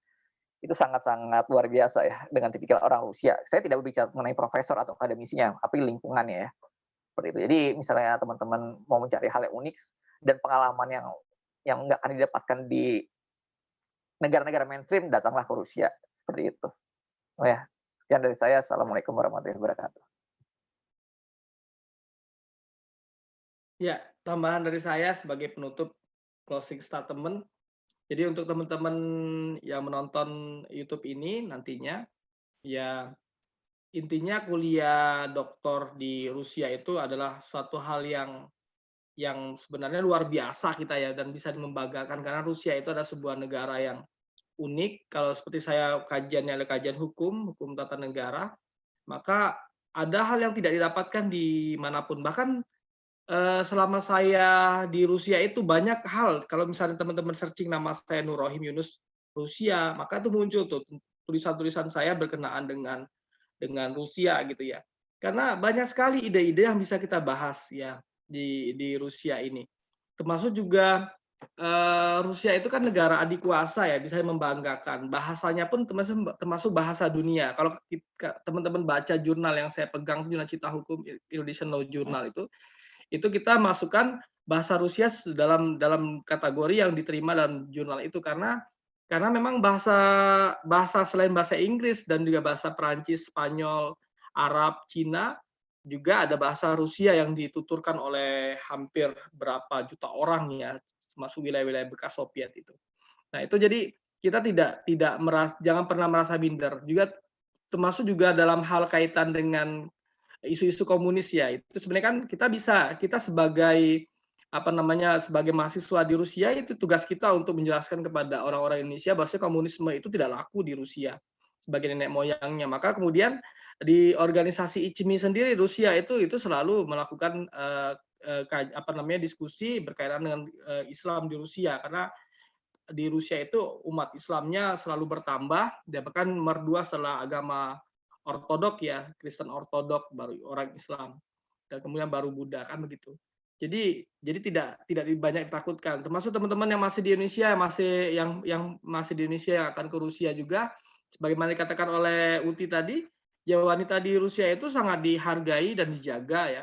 Beda dengan di kita itu, walaupun kitanya termasuk umat yang religius Islam ya, atau beragama lah, tidak cuma Islam di Indonesia, tapi kita banyak terjadi perempuan-perempuan yang dilecehkan. Tapi kalau di Rusia itu tidak ya, dijaga sekali. Yang penting kitanya saja yang tidak terlalu dekat, maka kita tidak akan sampai ya ke sana gitunya, aman. Yang kita laki-laki juga aman, yang perempuannya juga aman di Rusia, karena memang mereka ya sangat menghargai tadi hak-hak tadi. Ya itu ya mungkin dari saya intinya, dan harus bangga yang sudah alumni seperti Mas Teguh nanti pulang ke Indonesia S1 balik lagi S2 di Rusia, karena kita harus bangga bahwasanya alumni Rusia itu hebat, nggak kalah dengan alumni UI di Indonesia. Bahkan kita punya bahasa yang aneh yang tidak mereka bisa. Bahkan kita pun bisa bahasa Inggris, bahasa Rusia, ya dan sebagainya itu. Mungkin yang di Kazan bisa bahasa Tatar. Jadi kalau misalnya ada orang alumni Rusia yang dia malah menjelek-jelekan Rusia itu yang kacau tuh orangnya, mungkin dia di Rusianya tidak belajar dianya. Jadi sehingga dianya mengatakan kalau Rusia itu nggak bagus. Terus ada yang saya dapatkan begitu, yang dianya kuliah di Rusia tapi malah tidak bangga dengan Rusianya. Kalau saya terus terang baru setahun di Rusia itu, di tahun pertama saya di S3 ya, tahun kedua sebenarnya karena sudah potpak. Itu saya mengatakan bahwasanya Rusia itu adalah suatu hal yang bisa dibanggakan. Makanya jurnal saya itu masukkan bahasa Inggris dan ke bahasa Rusia. Reviewernya kita undang orang-orang dari Rusia, bahkan orang-orang Ukraina itu mau nulis di kita juga karena mereka tahu, karena mereka juga sama penuturnya dengan bahasa Rusia. Yaitu ya, jadi tetap yang di Rusia harus bangga, yang sudah masuk lanjutkan untuk kemudian berangkat ke Rusia. Tidak sulit. Bahkan mental kita tuh bisa dikatakan hebat ya di Rusia, karena ya tadi model-model ala pendidikan merekanya yang mendidik kitanya. Dan saya terus terang setelah saya di Rusia itu, saya tidak pernah terlambat ya, on time, harus on time. Misalnya kalau misalnya webinar jam 8 nggak boleh misalnya diundur sampai seperti di Indonesia ngaret gitu. Dan kita bawa, nantinya kalaupun pola-pola begitu kita bawa, nanti saya bawa ke UI, Bu Zahara bawa ke UI nanti supaya anak-anak tuh tidak ngaret, dan yang ngaret tuh kasih aja nilainya apa F atau Z atau ya, karena kita di Rusia kan nggak pernah ngaret gitu, model on time. Ya mungkin itu dari saya, Mas moderator, dan juga teman-teman semuanya. Mohon maaf kalau ada kesalahan, karena saya terus terang sebenarnya masalah S3 Rusia saya masih belajar juga, itu karena kita di grup R Institute, grup S3 itu saling tunjuk ya. Siapa di luar, siapa yang mau jadi pembicara ya, karena saya sebagai sekjen, sekretaris umumnya atau sekjennya di R Institute, ya selain Mas Dana sebagai presidir, ya sudahlah saya ngalah. Kemudian walaupun sebenarnya banyak yang lebih senior, yang sudah selesai, yang sudah banyak risetnya, yang sudah tahun ketiga di Rusia, tapi mereka karena sibuk mungkin, ya akhirnya saya yang mewakili teman-teman S3 untuk menjadi pembicara pada kali ini. Jadi mohon maaf atas segala kekurangan. ya nanti kekurangannya nanti bisa ditambahkan oleh teman-teman S3, bisa japri, bisa ngobrol dan sebagainya. Terima kasih dari saya, mohon maaf. Assalamualaikum warahmatullahi wabarakatuh. Waalaikumsalam warahmatullahi wabarakatuh. Terima kasih pesannya dari Mas Rohim dan Mas Yakin satu kata boleh? silakan. Saya ingat itu ada satu orang yang mengatakan orang Rusia itu nggak perlu orang pinter, tapi dia perlunya itu orang yakin dan rajin. Ya mungkin itu saja sih biar ingat aja. Karena banyak orang pinter pemalas gitu ya. Tapi dia nggak pinter tapi rajin dan tekun. Insya Allah akan sukses. Mungkin itu saja kata dari saya. Terima kasih. Kembalikan lagi moderator. Allah ya, yang penting yakin dan rajin. Iya. Sip. Ya, demikian penyampaian materi dari Mas Rohim dan Mas Dana terkait S3 di Rusia. Terima kasih kepada para pembicara yang telah berkenan hadir dan membagikan ilmunya. Terima kasih juga buat teman-teman yang sudah berkenan untuk hadir di acara pada malam hari ini. Dari saya moderator, sekian. Saya kembalikan ke hostnya Mbak Uti. Assalamualaikum warahmatullahi wabarakatuh. Assalamualaikum warahmatullahi wabarakatuh. Waalaikumsalam warahmatullahi wabarakatuh. Terima kasih kepada moderator dan juga narasumber kita hari ini. Luar biasa sekali. Untuk terakhir kepada peserta bisa tolong dinyalakan videonya, kameranya. Kita kalau bisa kita bisa foto di Zoom untuk diabadikan untuk dokumentasi.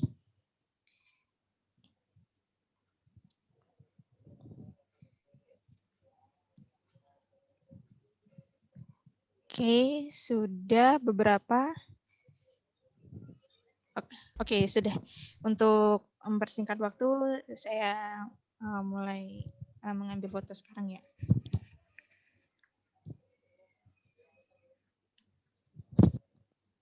Baik, sudah. Terima kasih kepada para peserta yang sudah bersedia hadir. Untuk rekaman dari webinar hari ini akan diupload di channel YouTube Permira, dan untuk slide-nya juga dan juga sertifikat akan dikirim ke email peserta yang sudah mengisi absensi. Untuk itu kepada peserta yang belum mengisi absensi, kami harap segera mengisi di form yang sudah kami sebar di chat. Untuk itu terima kasih. Mari kita tutup dengan membaca hamdalah. Alhamdulillahirabbil alamin. Terima kasih semuanya. Kita tutup dengan doa kafaratul majelis. Subhanakallahumma bihamdika asyhadu an la ilaha illa anta astaghfiruka wa atubu ilaik. Assalamualaikum warahmatullahi wabarakatuh. Waalaikumsalam warahmatullahi wabarakatuh. Waalaikumsalam warahmatullahi wabarakatuh. Terima kasih semuanya. Terima kasih Mas Teguh, Mbak Sari, Bang Ramadhani. Mas Dana sudah keluar duluan ternyata. Mas Dana.